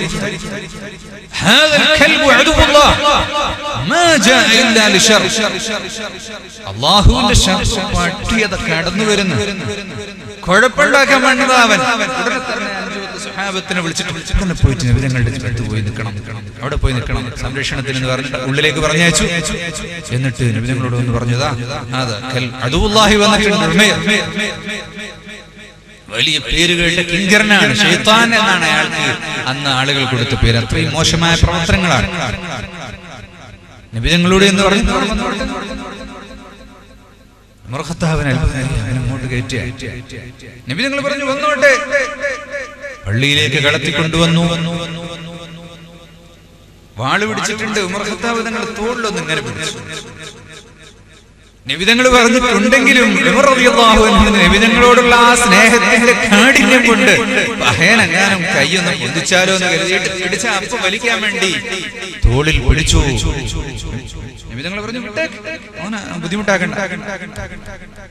കടന്നു വന്നു, മുന്നിൽ നിന്നു. എന്തൊരു സ്വഭാവമാണ്. എന്നിട്ടുണ്ടായ സംഭവം രസകരമാണ്. എന്തേ വന്ന് എന്റെ മകനുണ്ട്, അറസ്റ്റഡ് ആണ്, യുദ്ധത്തിൽ പിടിച്ചത്, അവന്റെ കാര്യം പറയാൻ വന്നതാ. വന്നത് അതിനൊന്നല്ല, വേറെ വിഷയമുണ്ട്. ആയിക്കോട്ടെ വേറൊന്നുമില്ലല്ലോ. ഇല്ല പിന്നെ ഈ വാളെന്തിനാ? ഇല്ല അതങ്ങനെ കൈ പിടിച്ചാണ്. നബിതങ്ങൾ പറഞ്ഞു അല്ല, നീയും സുഫ്വാനും ഉമയ്യത്തും ആ മലന്റെ മുകളിൽ മീറ്റിംഗ് കൂടിയില്ലേ? ഇങ്ങോട്ട് വരുന്നതിന് മുമ്പ് അവിടെ ഒരു മീറ്റിംഗ് നടന്നു. യുദ്ധത്തിൽ പരാജയപ്പെട്ട ആ വൈരം മനസ്സിൽ വെച്ചിട്ട് ഉമൈർ പറയാ, എനിക്കൊരു കുറച്ച് കടമുണ്ട്, പിന്നെ എന്റെ കുടുംബമുണ്ട്. ഇല്ലെങ്കിൽ ഞാൻ ഇപ്പൊ പോയിട്ട് മുഹമ്മദിന്റെ തലയെടുക്കുമായിരുന്നു. പോകുമ്പോ വഴിക്കുന്ന ആരെങ്കിലും എന്നെ തലയെടുത്തു പോയാൽ കടം വിടാൻ ആളുണ്ടാവൂലോ, അല്ലെ ഞാൻ പോകാറുണ്ട്. എനിക്ക് അത്രയും കൂടുതൽ ദേഷ്യമുണ്ട്. അപ്പൊ സുഫ്വാൻ ഇബ്നു ഉമയ്യത്ത് ആ ചാൻസ് ഉപയോഗിക്കാണ് പറഞ്ഞു, കടം ഞാൻ കുടുംബത്തെ ഞാൻ നോക്കിക്കോളാം, പ്രശ്നമാക്കണ്ട. തുടങ്ങിയില്ലേ? ഇയാള് പറഞ്ഞു എന്നാ ഒരൊറ്റ മനുഷ്യനോടും പറയരുതേ. രണ്ടുപേരും കൂടെ വന്നു. ഒരൊറ്റ കുട്ടിക്കും കഥ അറിയില്ല എന്തിനാ വന്നത്. ഉന്നാരനബിതങ്ങൾ പറഞ്ഞു, രണ്ടാളും മീറ്റിംഗ് കൂടിയിട്ട് അവിടുന്ന് ഒരുനാള് കടമേറ്റെടുത്ത് കാര്യമൊക്കെ ഏറ്റെടുത്ത് എന്നെ കൊല്ലാൻ വേണ്ടി വന്നതല്ലേ എന്ന് ചോദിച്ചപ്പോ ഉമൈറിന്റെ കയ്യിൽ നിന്ന് വാള് താഴേക്ക് വീണുപോയി. എന്നാൽ അപ്പൊ എന്താ ചെയ്യാ? ഉടനെ വാളെടുത്തിട്ട് ഒറ്റ വിട്ടുകൊടുക്കൂലേ? അങ്ങനത്തെ ഒരു പകയും വിദ്വേഷവും ഒരൊറ്റ ശത്രുവിനോടും ഇങ്ങോട്ട് എന്ത് ചെയ്തവനോടും അങ്ങോട്ട് അങ്ങനത്തെ യാതൊരു മനോഭാവവും കാണിച്ചിട്ടില്ല. ഉടനെ തന്നെ ഉമൈർ പറയുന്നു, അശ്ഹദു അന്നക റസൂലുള്ളാഹ്. ഞങ്ങളുടെ നെറ്റിത്തടം പിടിച്ച് ചുംബിച്ചു. എനിക്കുറപ്പാണ് നബിയെ അങ്ങ് അല്ലാഹുവിന്റെ റസൂലാണ്, അല്ലാഹുവിന്റെ റസൂലാണ്. എനിക്ക് സംശയമില്ല, ഉറച്ചുപോയി. ആ മലന്റെ മുകളിൽ നിന്ന് ഞങ്ങൾ രണ്ടാളും പറഞ്ഞ കാര്യം ആരും അറിഞ്ഞിട്ടില്ല, ആരോടും പറയരുതെന്ന് കരാറുണ്ട്. എത്തിയിട്ടേ ഉള്ളൂ. തീർച്ചയായും അല്ലാഹുവിന്റെ റസൂലാണ് എന്ന കാര്യത്തിൽ ആ വിശ്വാസമാണ്. അതൊരു ഉറച്ച വിശ്വാസമാണ്. നബിതങ്ങളുടെ സ്വഭാവം അതാണ്. നമ്മിൽ വന്ന ഇതുപോലെ ഒരുപാട് സംഭവങ്ങളുണ്ട്. ഒരുപാട് സംഭവങ്ങൾ എങ്ങനെയുണ്ട്. ശത്രുക്കളെ എത്രയോ പേർ കൊന്ന ആളുകളെ പിടിച്ചുകൊണ്ട് വന്നിട്ട് അവരെ കയറൂരി വിട്ട സംഭവം. ആ സഹനത്തിന്റെ സ്വഭാവമാണ് നബിതങ്ങളുടെ വിട്ടുവീഴ്ച. വിട്ടുവീഴ്ച എന്ന് പറഞ്ഞാൽ എന്താ? സഹനം സ്വന്തം ശരീരത്തിൽ ഏൽക്കുന്ന കാര്യത്തിൽ വിട്ടുവീഴ്ച എന്ന് പറഞ്ഞാൽ നമുക്ക് അങ്ങോട്ട് ചെയ്യാൻ ചാൻസ് ഉണ്ടാകുന്ന സമയത്ത് ചെയ്യാതിരിക്കുക. എന്റെ വീട്ടിലെ കല്യാണത്തിന് വിളിച്ചു വന്ന് വന്നില്ല, എന്നാ ചാൻസ് വരട്ടെ. അവന്റെ വീട്ടിൽ ട്യൂഷന് വിളിച്ചു, ഞാൻ പോകുന്നില്ല. നബി നിങ്ങൾ പഠിപ്പിച്ച കാര്യം എന്താ? സലാസുൻ മൻ കുന്ന ഫീഹി വജദ ബിഹിന്ന ഹലാവതൽ ഈമാൻ. മൂന്ന് കാര്യം ഒരു മനുഷ്യനുണ്ടായാൽ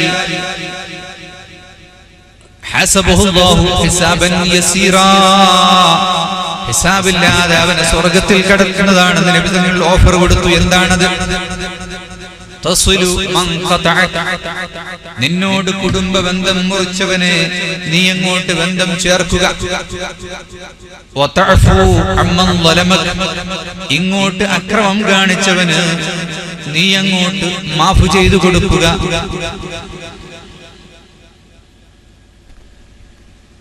തസ്ലു മൻ ഖതഅക വതഅഫു അമ്മൻ ളലമക വതുഅതി മൻ ഹറമക, നിനക്ക് ചോദിച്ചിട്ട് തരാത്ത ആൾക്ക് അങ്ങോട്ട് കൊടുക്കുക. ഒരിക്കൽ മഴയത്ത് പോകാൻ കൊട വേണം, കൊട തന്നില്ല. എന്നാ പിന്നെ ഒരു ദിവസം പോകുമ്പോ അയാളത്ത് ടോർച്ചില്ല, ടോർച്ച് തരുമെന്ന് ചോദിച്ചു. ഞാൻ തരില്ല, അന്ന് കൊട തന്നിട്ടില്ലല്ലോ. അടുത്ത വീട്ടിൽ നിന്ന് അതിഥികൾ വരുമ്പോ ഭക്ഷണം പാകം ചെയ്യാൻ ഒരു ചെമ്പ് കടം ചോദിച്ചു. ആ വീട്ടുകാരൻ കൊടുത്തില്ല. ഒരാഴ്ച കഴിഞ്ഞപ്പം അയാളുടെ മകളെ ആശുപത്രിയിൽ കൊണ്ടുപോവുകയാണ്. ആശുപത്രി കൊണ്ടുപോകുമ്പോൾ കുറച്ച് ചൂടുവെള്ളം വെക്കാൻ ഒരു ഫ്ലാസ്ക് വേണം. അപ്പൊ ചോദിച്ചു, ഇവന്റെ വീട്ടിൽ ഫ്ലാസ്ക്? അന്ന് ചെമ്പ് തന്നില്ലല്ലോ, ഇപ്പൊ ഫ്ലാസ്ക് തരില്ല. അങ്ങനെ നബി ഞങ്ങൾ പിടിപ്പിച്ചെന്താ? ഇങ്ങോട്ട് തരാത്തവർക്ക് അങ്ങോട്ട് കൊടുക്കും, ഇങ്ങോട്ട് വിളിച്ചാ വരാത്തവന്റെ അടുത്തേക്ക് അങ്ങോട്ട് പോവാ. കുടുംബബന്ധം ചാർത്താത്തവനെ നീ അങ്ങോട്ട് ചെന്ന് കാണുക. ഇതാണ് നബി ഞങ്ങൾ പഠിപ്പിച്ച വിട്ടുവീഴ്ചയുടെ സ്വഭാവം.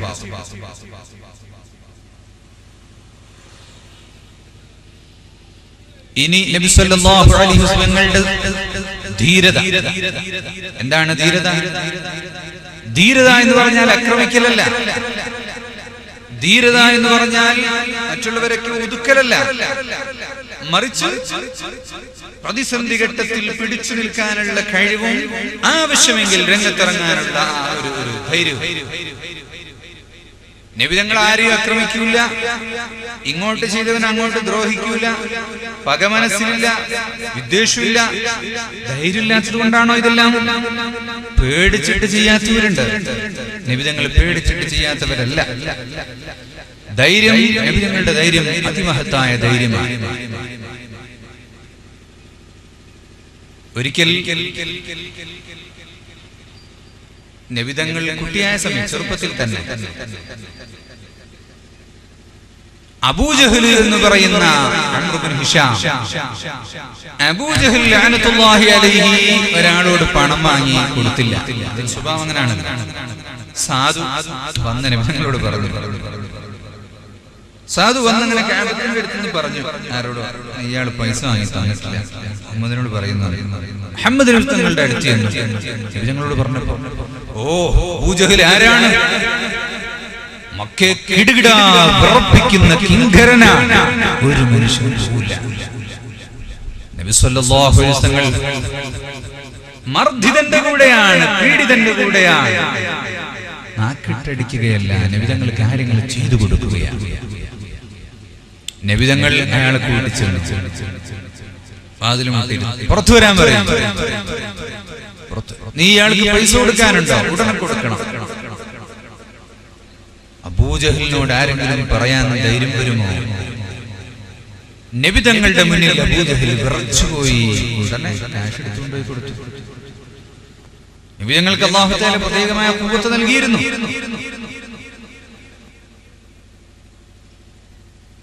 യുദ്ധത്തിന്റെ സമയത്ത് ഇസ്ലാമിനെ ഇങ്ങോട്ട് ദ്രോഹിക്കാൻ വരുമ്പോൾ പ്രതിരോധിക്കാൻ വേണ്ടി നബി തങ്ങൾ ഒരുപാട് സമരങ്ങൾ നടത്തിയിട്ടുണ്ട്.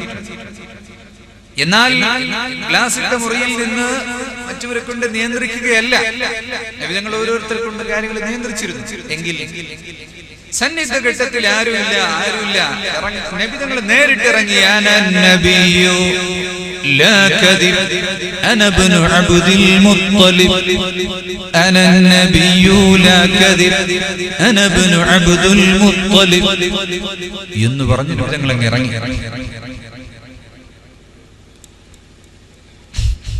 അങ്ങനെ നബി തങ്ങളുടെ ജീവിതത്തിലെ ഒരുപാട് ധീരതയുടെ കഥകൾ നമുക്ക് കാണാൻ സാധിക്കും.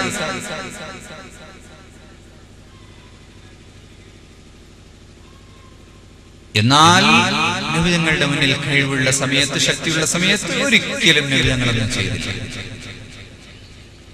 നബിതങ്ങളുടെ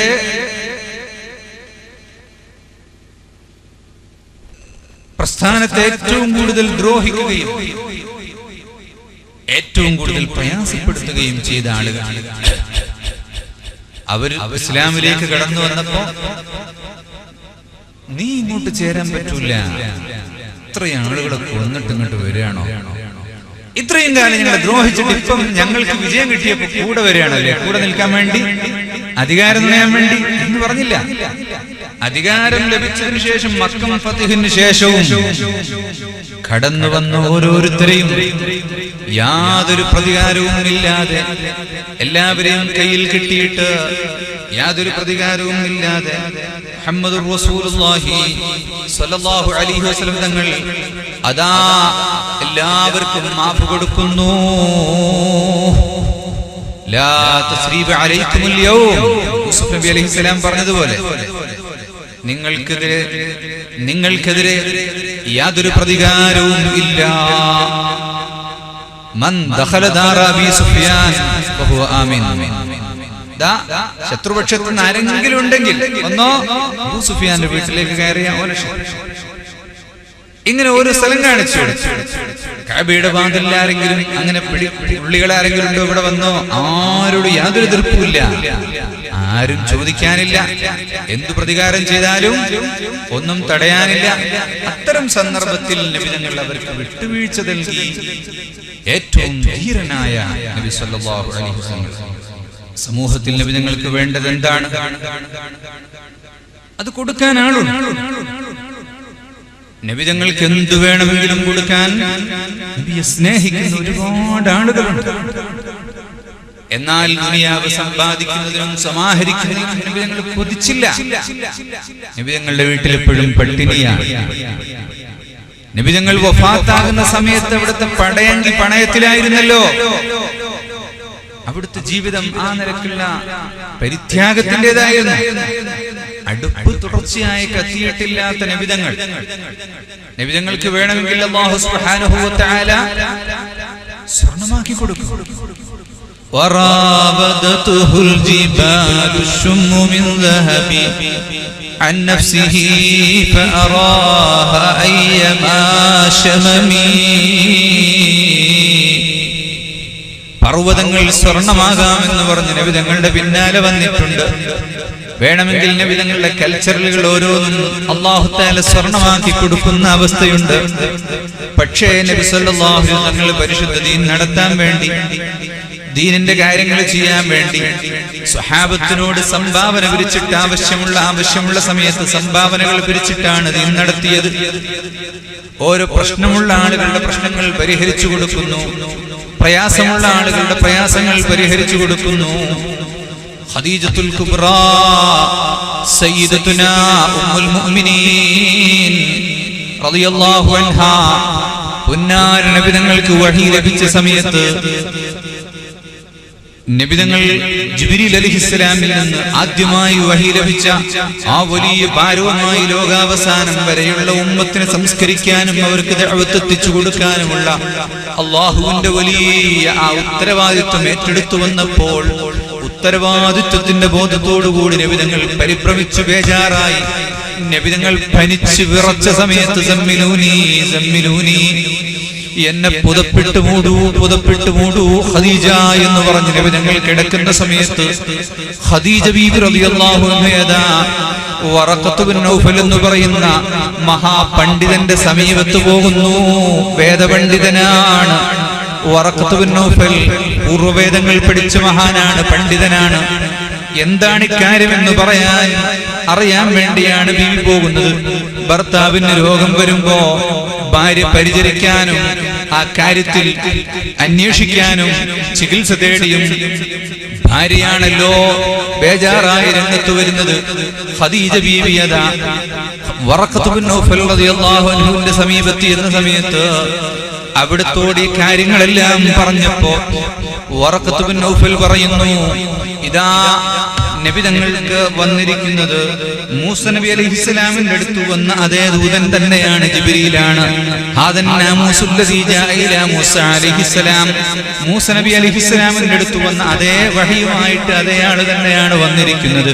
അതുകൊണ്ട് ബേജാറാകേണ്ടതില്ല. ഖദീജ ബീവി റളിയല്ലാഹു അൻഹാ നബി തങ്ങളോട് വന്ന് പറയുന്നു, നബിയേ വല്ലാഹി ലാ യുഖ്സികല്ലാഹു അബദാ. നബിയെ ഒരിക്കലും അല്ലാഹു തആല അങ്ങയെ പരാജയപ്പെടുത്തുകയില്ല. അങ്ങ് പേടിക്കേണ്ട കാര്യമില്ല. കാരണം അവിടുത്തെ സ്വഭാവങ്ങൾ എന്തൊക്കെയാണ്? ഇന്നക ലതഹ്മിലുൽ കല്ലാ, പ്രയാസമുള്ളവന്റെ പ്രയാസങ്ങൾ അങ്ങ് ഏറ്റെടുക്കുന്നവരാണ് നബിയേ. വതക്സിബുൽ മഅദൂം, ഇല്ലാത്തവനെ ഉണ്ടാക്കി കൊടുക്കുന്നവരാണ് നബിയേ. വതുഈനു അലാ നവാഹിബിൽ ഹഖ്, സത്യം സ്ഥാപിക്കുന്നതിന്റെ പേരിൽ അങ്ങ് സഹായിക്കുന്നവരാണ് നബിയേ.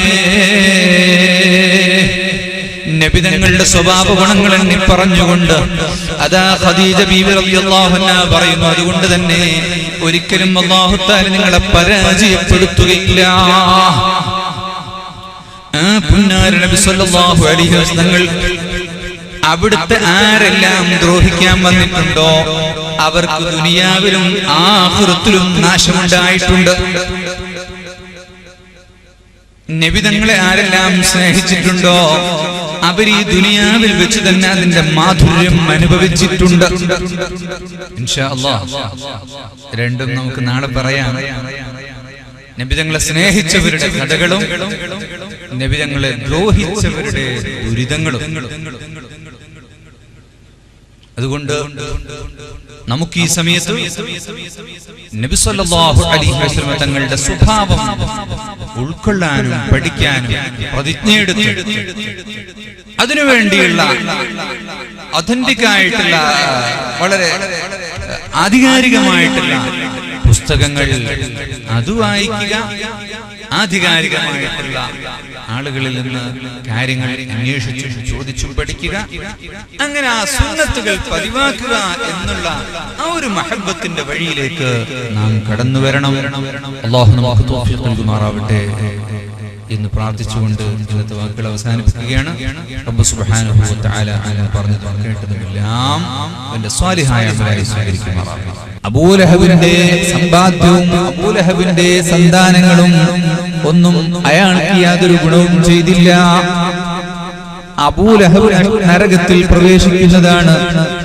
അബൂലഹബിന്റെ ഭാര്യ ഉമ്മു ജമീൽ എന്ന് പറയുന്ന ആ പെണ്ണ് ഹമ്മാലത്തുൽ ഹതബ് എന്നാണ് അല്ലാഹു തആല ആ പെണ്ണിനെ അധിക്ഷേപിച്ചുകൊണ്ട് വിളിച്ചത്. ആ വിറകുവെട്ടുകാരി പെണ്ണില്ലേ, അവർ രണ്ടുപേരും നരകത്തിൽ കടക്കുന്നതാണ്. അതാ ഈത്തപ്പനയുടെ നാരുകൊണ്ട് കഴുത്തിൽ മാല കെട്ടിയ പെണ്ണില്ലേ എന്ന് പറഞ്ഞ് അധിക്ഷേപിച്ചു. അല്ലാഹു തആല ആക്ഷേപിക്കുക എന്ന് പറഞ്ഞാൽ ആക്ഷേപിച്ചവരെ അത്രയും കണ്ട് ആക്ഷേപിച്ചപ്പോ അല്ലാഹു തആല ആക്ഷേപിച്ചു. ഈ സൂറത്ത് ഇറങ്ങിയപ്പോ ഈ പെണ്ണ് കയ്യിൽ കൊള്ളുന്ന വലിയൊരു കല്ലും പിടിച്ചിട്ട് വന്നു. നബി തങ്ങളെ നോക്കുകയാണ്. നബി തങ്ങളെ കാണുന്നില്ല. അല്ലാഹു തആല കണ്ണ് പ്രകാശം കെടുത്തി കിടന്നു. നബി തങ്ങളെ കാണുന്നില്ല. സിദ്ദീഖ് റളിയല്ലാഹു കണ്ടു. അവരോട് ചോദിച്ചു, അയ്ന സാഹിബുക്, എവിടെ പോയി നിന്റെ ചങ്ങാതി? എന്റെ മുന്നിലെങ്ങാനും കണ്ടാൽ ഈ കല്ല് കൊണ്ട് ഞാൻ എറിയും. ഞാൻ വലിയ ഷാഹിറത്താണ്, പാട്ടുകാരിയാണ്. എന്നിട്ട് അവള് പാട്ടുപാടി, മുദമ്മമൻ ആസൈന വഅംറഹു അബൈന വദീനഹു ഖലൈന. അവന്റെ വാക്കുകൾ ഞങ്ങൾ ധിക്കരിച്ചു, അവന്റെ മതത്തെ ഞങ്ങൾ ഛിന്നഭിന്നമാക്കി, അവൻ നിന്ദനാണ്, അവനെ ഞങ്ങൾ മറുകാണിച്ചു എന്ന് പറഞ്ഞിങ്ങനെ നബി ഞങ്ങളെ കളിയാക്കിക്കൊണ്ട് പാട്ടുപാടിയ പെണ്ണ്. രണ്ടുപേരുടെയും അന്ത്യം വളരെ വളരെ മോശമായിരുന്നു. അബൂലഹബിന് ഒരു രോഗം പിടിപെട്ടു. ബദർ യുദ്ധത്തിന്റെ ദിവസം, ബദറിൽ മുസ്ലിങ്ങൾ വിജയം വരിച്ച ദിവസം ആ പ്രശ്നത്തിൽ പേടിച്ച് ആൾക്കാകെ രോഗം വന്നു. അദസത്ത് പറയുന്ന രോഗം വന്നു. ചരിത്രം പറയുന്നു ശരീരത്തിൽ പൊട്ടി വീർക്കുന്ന നീറുകെട്ടുന്ന ഒരു പൊള്ളയുണ്ടാകുന്ന രൂപത്തിലുള്ള രോഗം വന്ന് വാസനിച്ചു. എന്നിട്ട് അദ്ദേഹം ജീവ് പോയപ്പോ ആരും അടുത്തില്ല. ആളുകൾ മരിച്ചു കൊണ്ടുപോയി വെച്ചിട്ട് ദൂരെന്ന് വെള്ളം അടിച്ച് അങ്ങനെ കൊണ്ടുപോയിട്ട് മറവ് ചെയ്ത് കളഞ്ഞു. ദുനിയാവിലുള്ള അന്ത്യം ആ നിലക്കാണ്. ആഖിറത്തിലും അവർക്ക് നിന്ദ്യമായ ശിക്ഷയാണ്. അബൂജഹലിന്റെ അന്ത്യവും അതേ പ്രകാരം തന്നെയാണ്. പുന്നാർ നബി തങ്ങൾ ഏറ്റവും കൂടുതൽ ദ്രോഹിച്ചിട്ടുള്ള, വളരെ കൂടുതൽ പ്രയാസപ്പെടുത്തിയ അംർ ഇബ്നു ഹിശാം എന്ന് പറയുന്ന അബൂജഹൽ, വിവരക്കേടിന്റെ പിതാവെന്ന അപരനാമത്തിൽ അറിയപ്പെട്ട ആ മനുഷ്യൻ ബദറിന്റെ രണഭൂമിയിൽ മുആദ്, മുഅവ്വിദ് എന്ന് പറയുന്ന രണ്ട് സഹോദരന്മാർ, ഇബ്നു അഫ്രാഇന്റെ മക്കളാകുന്ന മുആദ് ഇബ്നു അഫ്രാവും മുഅവ്വിദ് ഇബ്നു അഫ്രാവും രണ്ട് കൊച്ചു പയ്യന്മാരാണ്. അതാ അബൂജഹലിനെ വെട്ടി വീഴ്ത്തുന്നു. നബി ഞങ്ങൾ നേരത്തെ പ്രഖ്യാപിച്ചിട്ടുണ്ട്, ബദറിലെ സ്ഥലത്ത് വന്നിട്ട് ഇങ്ങനെ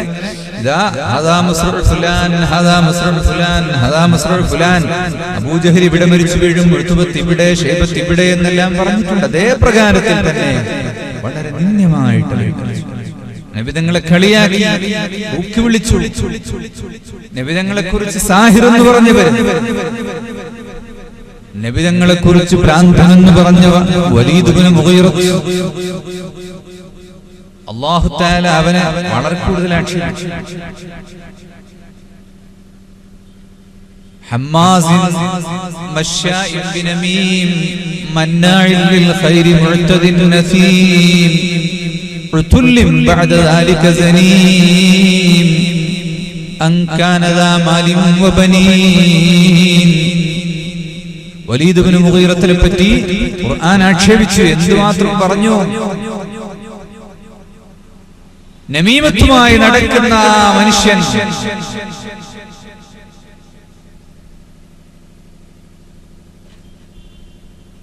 എല്ലാ നല്ല പ്രവർത്തനങ്ങളെയും പ്രതിരോധിക്കുന്ന, മുടക്കുന്ന മനുഷ്യൻ, നല്ലതിനെ മുടക്കുന്ന മനുഷ്യൻ, അതിരുലംഘിച്ചു പോകുന്നുണ്ട് കേട്ടോ, സൂക്ഷിക്കണം. അതിരുലംഘിക്കുന്ന മനുഷ്യൻ, കുറ്റങ്ങളുടെ കൂമ്പാരം പേറി നടക്കുന്ന മനുഷ്യൻ, ഓരോന്ന് അവനെ പറ്റി ഇങ്ങനെ പറഞ്ഞപ്പോ അവനിങ്ങനെ കേട്ട് നിന്ന് അവസാനം ജാരസന്താനമാണ് അവൻ ഖുർആൻ പറഞ്ഞു ഞെട്ടിപ്പോയി. അങ്ങനെ അവന്റെ അമ്മയുടെ അടുത്ത് അവൻ ചോദിച്ചു, അങ്ങനെ പറഞ്ഞല്ലോ ഖുർആൻ, അതുള്ളതാണോ? അമ്മ സ്വകാര്യത്തിൽ പറഞ്ഞു കൊടുത്തു, അതെ, ജാരസന്താനം. അങ്ങനെ അല്ലാഹുവിന്റെ റസൂലിനെ ആരെല്ലാം ലോകത്ത് നിന്ദ്യമാക്കിയിട്ടുണ്ടോ, പരിഹസിച്ചിട്ടുണ്ടോ, അവരെല്ലാം ജീവിതത്തിലുടനീളം അത് അനുഭവിക്കുകയും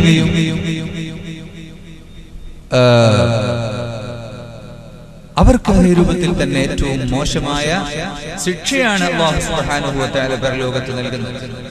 റസൂലുള്ളാഹി സ്വല്ലല്ലാഹു അലൈഹി വസല്ലം തങ്ങളുടെ ജീവിതത്തിൽ ഞാൻ ഇന്നലെ പറഞ്ഞു, ഇങ്ങോട്ട് ചെയ്തവരോട് അങ്ങോട്ട് യാതൊരു പകയും കാണിച്ചിട്ടില്ല.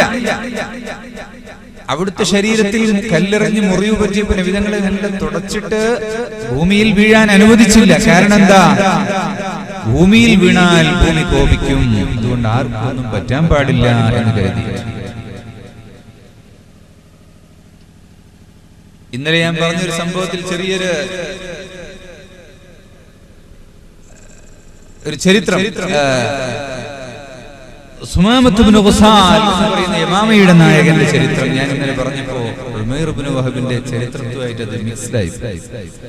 സുമാമത്ത് ഇബ്നു ഖുസാൽ എന്ന് പറയുന്ന യമാമയുടെ തലവൻ, അയാളാണ് 12 സ്വഹാബത്തിനെ കൊന്നിട്ട് വാളിന്റെ മുനയിൽ തൂക്കിയ ആൾ. അയാളാണ് നബി തങ്ങൾ ആരെങ്കിലും കൊന്നാൽ അവർക്ക് 100 ഒട്ടകം കൊടുക്കാം എന്ന് ഇനാം പ്രഖ്യാപിച്ച ആൾ. ഖാലിദ് ഇബ്നുൽ വലീദ് റളിയല്ലാഹു അൻഹു സുമാമത്തിനെ പിടിച്ചുകൊണ്ടുവരുന്നു. വളരെ കൂടുതൽ മൽപ്പിടുത്തം നടത്തിയിട്ടാണ് ഖാലിദ് ഇബ്നുൽ വലീദ് റളിയല്ലാഹു അൻഹു കൊണ്ടുവരുന്നത്. ആരാണ് നിങ്ങൾക്കറിയാമല്ലോ? ഖാലിദ് ഇബ്നുൽ വലീദ് പുന്നാര നബി തങ്ങളുടെ ഷഅറെ മുബാറക്ക് സൂക്ഷിച്ചിട്ട് മഹത്വം നേടിയ മഹാനാണ്. ഖാലിദ് ബിൻ വലീദ് റളിയല്ലാഹു അൻഹു പങ്കെടുത്ത മുഴുവൻ സമരങ്ങളിലും വിജയം വരിച്ചിട്ടുണ്ട്. ഒരൊറ്റ സ്ഥലത്തും പരാജയം പറ്റിയിട്ടില്ല. ഒരിക്കൽ മഹാനവറുകൾ ഘോരമായ യുദ്ധം നടന്നുകൊണ്ടിരിക്കുമ്പോ, ശക്തമായ വെട്ടും തട്ടും നടന്നുകൊണ്ടിരിക്കുമ്പോ കുതിരപ്പുറത്തുനിന്ന് താഴെ ഇറങ്ങിയിട്ട് തന്റെ തൊപ്പി തറയുകയാണ്. കൂടെയുള്ളവര് ചോദിച്ചു, ഇപ്പോഴാ തൊപ്പി തറയുന്നത്? അതിശക്തമായ ഘോരഘോര യുദ്ധം നടന്നുകൊണ്ടിരിക്കുമ്പോൾ ഇറങ്ങിയിട്ട് തൊപ്പി തരയാണ്, പോണ വഴിക്ക് പോകട്ടെ. ഖാലിദ് ബിൻ വലീദ് റളിയല്ലാഹു അൻഹു പറഞ്ഞു, ആ തൊപ്പിയല്ല, തൊപ്പിയല്ല, ആ തൊപ്പിയിൽ ഞാൻ തുന്നിപ്പിടിപ്പിച്ച പുന്നാര നബി തങ്ങളുടെ തിരുകേശമുണ്ട്, ഷഅറെ മുബാറക്കുണ്ട്. അതാണ് എന്നെ ആകുലനാക്കുന്നത്. ആ തൊപ്പിയെടുത്ത് തലയിൽ വെച്ചു. എന്നിട്ട് പറഞ്ഞു, ആ ബറക്കത്ത് കൊണ്ടാണ് എല്ലാ സമരങ്ങളിലും ഞാൻ വിജയം വരിച്ചിട്ടുള്ളത്. ആ ഖാലിദാണ് സുമാമത്ത് ഇബ്നു ഖുസാലിനെ പിടിച്ചുകൊണ്ടുവരുന്നത്, പുന്നാര നബി തങ്ങളുടെ മുന്നിലേക്ക് കൊണ്ടുവരുന്നു. നോക്കൂ സഹോദരന്മാരെ, ഇന്നത്തെ യുഗത്തിൽ ആധുനിക യുദ്ധ ചരിത്രത്തിലാണെങ്കിൽ ഏതു രൂപത്തിലായിരിക്കും പ്രതികരിക്കുക? അങ്ങനെ ഒരു മനുഷ്യൻ കടന്നു വരാൻ തന്നെ അനുവദിക്കൂല. വഴിയിൽ വെച്ച് തന്നെ അയാളുടെ തലയെടുത്ത് കളയും. കണ്ടാൽ ഉടൻ തന്നെ ഷൂട്ട് ചെയ്യും. ഗൊണ്ടനാമോയിലും ഇറാഖിന്റെ തടവറകളിലും സിയോണിസ്റ്റുകൾ കാട്ടിക്കൂട്ടിയ പ്രവർത്തനങ്ങൾ എന്താണ്? ലോകത്ത് തുല്യതയില്ലാത്ത സംഭവങ്ങളല്ലേ? അവർ പാഠം ഉൾക്കൊള്ളട്ടെ. 12 സ്വഹാബത്തിന്റെ തല വെട്ടി വാൾമുനയിൽ നിർത്തിയിട്ട് പരിഹസിച്ച ആ മനുഷ്യൻ, നബിതങ്ങളെ കൊല്ലാൻ 100 ഒട്ടകത്തെ പ്രഖ്യാപിച്ച മനുഷ്യൻ, അയാളെ പിടിച്ചു കൊണ്ടുവന്നിട്ട് അറസ്റ്റ് ചെയ്യുന്നു. പള്ളിയിലെ തൂണിനോട് കൂട്ടി കെട്ടിയിട്ട്. അന്നത്തെ അറസ്റ്റ് അതാണ്. നബിതങ്ങൾ പറഞ്ഞു, ഒന്നും ചെയ്യണ്ട, അയാൾ രാജാവാണ്, ഗോത്രത്തലവനാണ്, അതുകൊണ്ട് നല്ല പാലും തേനും നല്ല ഭക്ഷണമൊക്കെ കൊടുക്കണം. അത് ഒരു ദിവസം വിശ്രമിക്കാൻ കൊടുത്തു. രണ്ടാമത്തെ ദിവസം നബി തങ്ങളെ ചോദ്യം ചെയ്തിട്ട് യാതൊരു കൂസലുമില്ല. വളരെ കണിശമായിട്ട് പറഞ്ഞു, നിനക്ക് എന്താ വേണ്ടത്? സമ്പത്ത് വേണോ? എന്റെ സമ്പത്ത് എടുത്തു. രക്തം വേണോ? എന്നെ കൊന്നോ? എന്റെ ആദർശത്തിൽ നിന്ന് മാറുന്ന പ്രശ്നമില്ല എന്ന് പറഞ്ഞു. എന്താണ് ആ മനുഷ്യന്റെ ആ ആക്രോശം? ഇങ്ങനെ പിടിച്ചുകൊണ്ടുവന്ന് ഇത്രയും അലി റളിയല്ലാഹു അൻഹു ഇങ്ങനെ ഒരുങ്ങി നിൽക്കുകയാണ്. ഓർഡർ കിട്ടിയാൽ ഉടനെ ശരിയാക്കാൻ പറഞ്ഞു, ഒന്നും ചെയ്യണ്ട, എന്നാ അവിടെ നിൽക്കട്ടെ, ഒന്നും കൂടെ വെള്ളം കൊടുക്കണം. നല്ല ഭക്ഷണം കൊടുത്തു, നല്ല സ്വീകരണം കൊടുത്തു, അന്ന് നിർത്തി. മൂന്നാമത്തെ ദിവസം വീണ്ടും ചോദ്യം ചെയ്യുന്നു. മൂന്നാമത്തെ ദിവസം പറഞ്ഞെന്താ? നിന്നോട് ഞാൻ പറഞ്ഞില്ലേ, എന്റെ നിലപാട് ഞാൻ വ്യക്തമാക്കി, ഇനിയും എന്നെ ബുദ്ധിമുട്ടിക്കണോ? അതുകൊണ്ട് എന്നെ വേണ്ടത് ചെയ്തോ? എന്നെ കൊന്നുകളയൂ എന്ന് പറഞ്ഞു. നബി തങ്ങൾ പറഞ്ഞു, ഇയാള് നന്നാവില്ല, നന്നാവില്ല എന്നല്ല, ഇയാള് മടങ്ങുന്ന പോലുമില്ല, പോയിക്കോട്ടെ എന്ന് പറഞ്ഞു. അവന് വിടാൻ പറ്റൂല. ആരെങ്കിലും വിടുവോ? എല്ലാവരും വിടാൻ പറ്റില്ല. അന മുഹമ്മദുർ റസൂലുള്ളാഹി, പോയിക്കോട്ടെ. സുമാമത്ത് ഇറങ്ങി പള്ളിയിൽ നിന്ന് പുറത്തേക്ക് പോയിട്ട് ആ മനുഷ്യന്റെ മനസ്സങ്ങ് മാറി. ഇവിടുന്നാണ് ഞാൻ വരുന്നത്, ഏതൊരു മനുഷ്യന്റെ അടുത്ത് നിന്നാണ് ഞാൻ വരുന്നത്? ഇത്ര ക്രൂരമായ കൃത്യം ചെയ്ത്, ഇത്ര വലിയ അക്രമങ്ങൾ ചെയ്ത്, മാത്രമല്ല എന്നിട്ട് മുന്നിൽ പിടിച്ചുകൊണ്ട് വന്നിട്ടും ആക്രോശത്തോടെ സംസാരിച്ച എന്നെ നിർദാക്ഷിണ്യം, എന്നെ ഇതാ ദയവ് കാണിച്ചുകൊണ്ട് വിട്ടയച്ചൊരു പ്രവാചകൻ, എന്തൊരു മഹാനാണവർ. ഉടനെ തന്നെ അതാ ഒളിച്ചു മാറ്റിയിട്ട് പള്ളിയിലേക്ക് വരുന്നു. ഇലാ ഹദറത്തി റസൂലില്ലാഹി, ഞങ്ങളെ പിടിച്ചു ചോദിക്കുന്നു, ഇസ്ലാമിലേക്ക് വരുന്നു.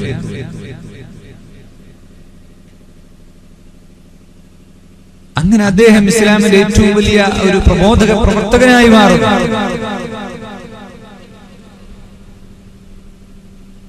അല്ലാഹുവിന്റെ റസൂലിനെ സ്വഹാബത്ത് സ്നേഹിച്ചിട്ട് സ്വന്തം വീടൊഴിവാക്കിയിട്ട് അവർക്ക് പോകേണ്ടി വന്നിട്ടുണ്ട്. നബിതങ്ങളെ വിശ്വസിച്ചതുകൊണ്ട് വീട്ടിലാരും അംഗീകരിക്കാതെ വീടിറങ്ങി പോകേണ്ടി വന്നവരുണ്ട്. സമ്പത്ത് മുഴുവനും മക്കയിലിട്ടേച്ച് മദീനയിലേക്ക് പലായനം ചെയ്ത മുഹാജിറുകളാകുന്ന സ്വഹാബത്ത് എത്രയേറെ പീഡനങ്ങൾ സഹിക്കേണ്ടി വന്നവരുണ്ട്. വളരെ കൂടുതൽ പ്രയാസങ്ങൾ അവർ അനുഭവിച്ചിട്ടുണ്ട്. നോക്കൂ സഹോദരന്മാരെ, അതാ ഉഹദിന്റെ രണാങ്കണത്തിൽ തന്നെ അബൂ ഉബൈദ റളിയല്ലാഹു അൻഹു, നേരത്തെ ഞാൻ പറഞ്ഞ നബിതങ്ങളുടെ നെറ്റിത്തടത്തിൽ അമ്പിന്റെ കഷ്ണം പല്ലുകൊണ്ട് കടിച്ചു പറിച്ചെടുത്ത മഹാൻ അബൂ ഉബൈദ ഇങ്ങനെ നടക്കുമ്പോഴതാ അവിടുന്ന് ഒരു ശബ്ദം കേൾക്കുന്നു. ഐന മുഹമ്മദ് എന്ന് ചോദിച്ചിട്ടൊരു മനുഷ്യൻ വരുന്നു.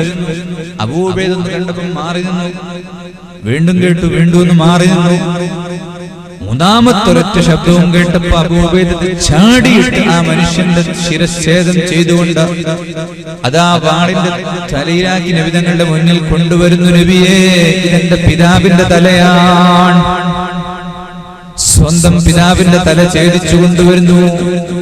വല്ലാത്തൊരവസ്ഥയായി പോയി. നബി തങ്ങളുടെ ദ്രോഹിച്ചതിന്റെ പേരിൽ പിതാവിന്റെ തലയെടുക്കേണ്ടിയിരുന്നു, ഇത്രയൊക്കെ വേണ്ടിയിരുന്നു എന്ന് ചിന്തിച്ചു. ആ സമയത്താണ് അല്ലാഹു തആല വിശുദ്ധ ഖുർആനിൽ ആയത്തിറക്കുന്നത്, ലാ തജിദു ഖൗമൻ യുവാത്തൂന മൻ ഹാദ്ദല്ലാഹ വറസൂലഹു വലൗ കാനൂ ആബാഅഹും ഔ ഇഖ്വാനഹും ഔ അബ്നാഅഹും ഔ ഇഖ്വാനഹും ഔ അശീറതഹും ഉലൈക കതബ ഫീ ഖുലൂബിഹിമുൽ ഈമാൻ.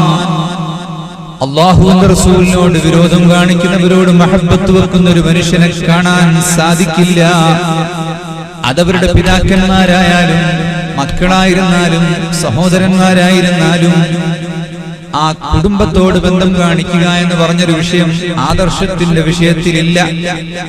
പുന്നാര നബിതങ്ങളോടുള്ള സ്നേഹമാണ്. നബിതങ്ങൾ ലോകത്ത് സമാധാനമാണല്ലോ പഠിപ്പിച്ചിട്ടുള്ളത്.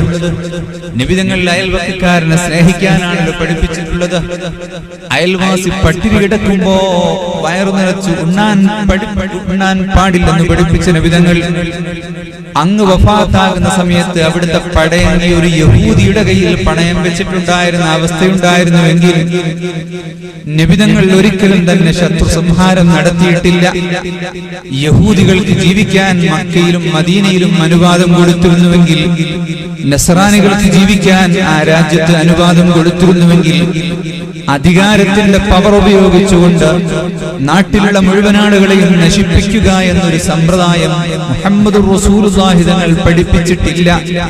സ്നേഹവും സമാധാനവുമാണ് ലോകത്ത് പഠിപ്പിച്ചിട്ടുള്ളതെങ്കിൽ ആ നബിയോടുള്ള മഹബ്ബത്ത് കാരണം, ആ നബിയിലുള്ള വിശ്വാസം കാരണം, ആ നബിയിലുള്ള സ്നേഹം കാരണം ആ നബിയുടെ സുന്നത്തുകൾ ഓരോന്നായി പിൻപറ്റാനും ആ നബിയെ വാണോളം പുകഴ്ത്താനും ആ നബിയുടെ മഹത്വങ്ങൾ പഠിക്കാനും അവരെ പിൻപറ്റാനും ആ സ്നേഹം മനസ്സിൽ ഉറപ്പിച്ചുകൊണ്ട് ജീവിതാവസാനം വരെ ജീവിക്കാനുമുള്ള ആ ശ്രമമാണ് മനുഷ്യൻ. സ്വഹാബത്തെ കിറാം നബി തങ്ങളെ കണ്ടിരുന്നത് എല്ലാറ്റിനും പരിഹാരമായിട്ടാണ്. സ്വഹാബത്ത് റളിയല്ലാഹു അൻഹും നബി തങ്ങളുടെ ജീവിതത്തിലെ എല്ലാറ്റിനും പരിഹാരമായിട്ടാണ് കണ്ടത്. മക്കളില്ലാത്തവർ വരുന്ന നബി തങ്ങളുടെ അടുത്തേക്കാണ്, നബിയെ എനിക്ക് മക്കൾ വേണം, സന്താനമില്ല, സന്താനം വേണം. വിവാഹം കഴിക്കാൻ സാധിക്കാത്ത സാമ്പത്തികമായ പ്രയാസം അനുഭവിക്കുന്നവൻ ഓടി വരുന്ന നബിയെ എനിക്കൊരു കല്യാണം കഴിക്കാൻ ആഗ്രഹമുണ്ട്, എന്നെ സഹായിക്കണം. നബി തങ്ങൾ അവരെയും സഹായിക്കുന്നു. വീടില്ലാത്തവരും വരുന്നു, നബി തങ്ങൾ അവരെയും സഹായിക്കുന്നു. കണ്ണുപൊട്ടിയവനും വരുന്നു, നബി തങ്ങൾ ആ കണ്ണ് തിരിച്ചു കൊടുക്കുന്നു. നബി തങ്ങളുടെ ശറഫാക്കപ്പെട്ട കരങ്ങൾ കൊണ്ട് നഷ്ടപ്പെട്ടു പോയ കണ്ണുകളെ തിരിച്ചു നൽകുന്നു. ചെങ്കണ്ണ് പിടിച്ചവർക്ക് രോഗം മാറ്റിക്കൊടുക്കുന്നു. കണ്ണ് പറഞ്ഞു വീഴുന്നവരുടെ കണ്ണെടുത്തുകൊണ്ട് നബി തങ്ങൾ ആ കുഴിയിൽ തന്നെ വെച്ച് അവിടുത്തെ ആ ലുആബ് ശരീഫ് പുരട്ടിയിട്ടതാ കണ്ണ് സുഖമാക്കി കൊടുക്കുന്നു. കാലിന് വെട്ടേറ്റ മനുഷ്യൻ എല്ലുപൊട്ടിയിട്ട നബി തങ്ങളുടെ അടുത്തേക്ക് ഓടി വരുന്ന നബിയെ എന്റെ കാല് പൊട്ടിയിരിക്കുന്നു, എല്ലുപൊട്ടിയിരിക്കുന്നു, സുഖമാക്കി തരണം. നബി തങ്ങൾ മന്ത്രിച്ചൂതുന്നു, കാലിന്റെ രോഗം സുഖമാകുന്നു. വയറുവേദനയുള്ളവനും ഓടി വരുന്നത് നബി തങ്ങളുടെ അടുത്തേക്കാണ്. വെള്ളമില്ലാതെ വിഷമിക്കുന്നവർ നബി തങ്ങളുടെ അടുത്തേക്ക് ഓടി വരുന്നു. ചെറുപ്പകാലത്ത് തന്നെ അങ്ങനെയാണ്. മക്കക്കാര് നബി തങ്ങളുടെ ചെറുപ്പകാലത്ത് മഴയില്ലാതെ വരുമ്പോ പുന്നാര നബി തങ്ങളുടെ പൂമുഖം വാനലോകത്തേക്ക് കാണിച്ചു കൊടുക്കുമ്പോൾ മഴ പെയ്യുന്നു.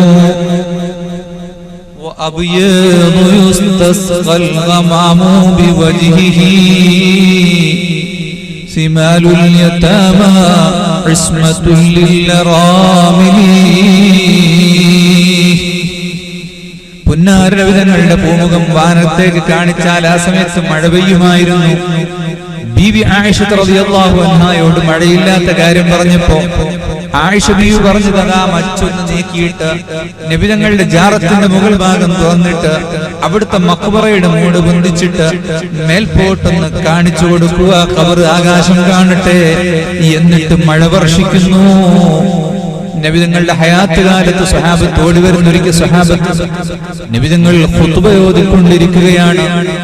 ഒരു അറാബി വന്നുകൊണ്ട് നബി തങ്ങളോട് പറയുന്നു, നബിയെ അത്തൈനാക വൽഅദ്റാഉ തുദ്മി ലബാനഹാ വഖദ് ശുഗിലത് ഉമ്മുസ്സബീ അനിത്ത്ഫലി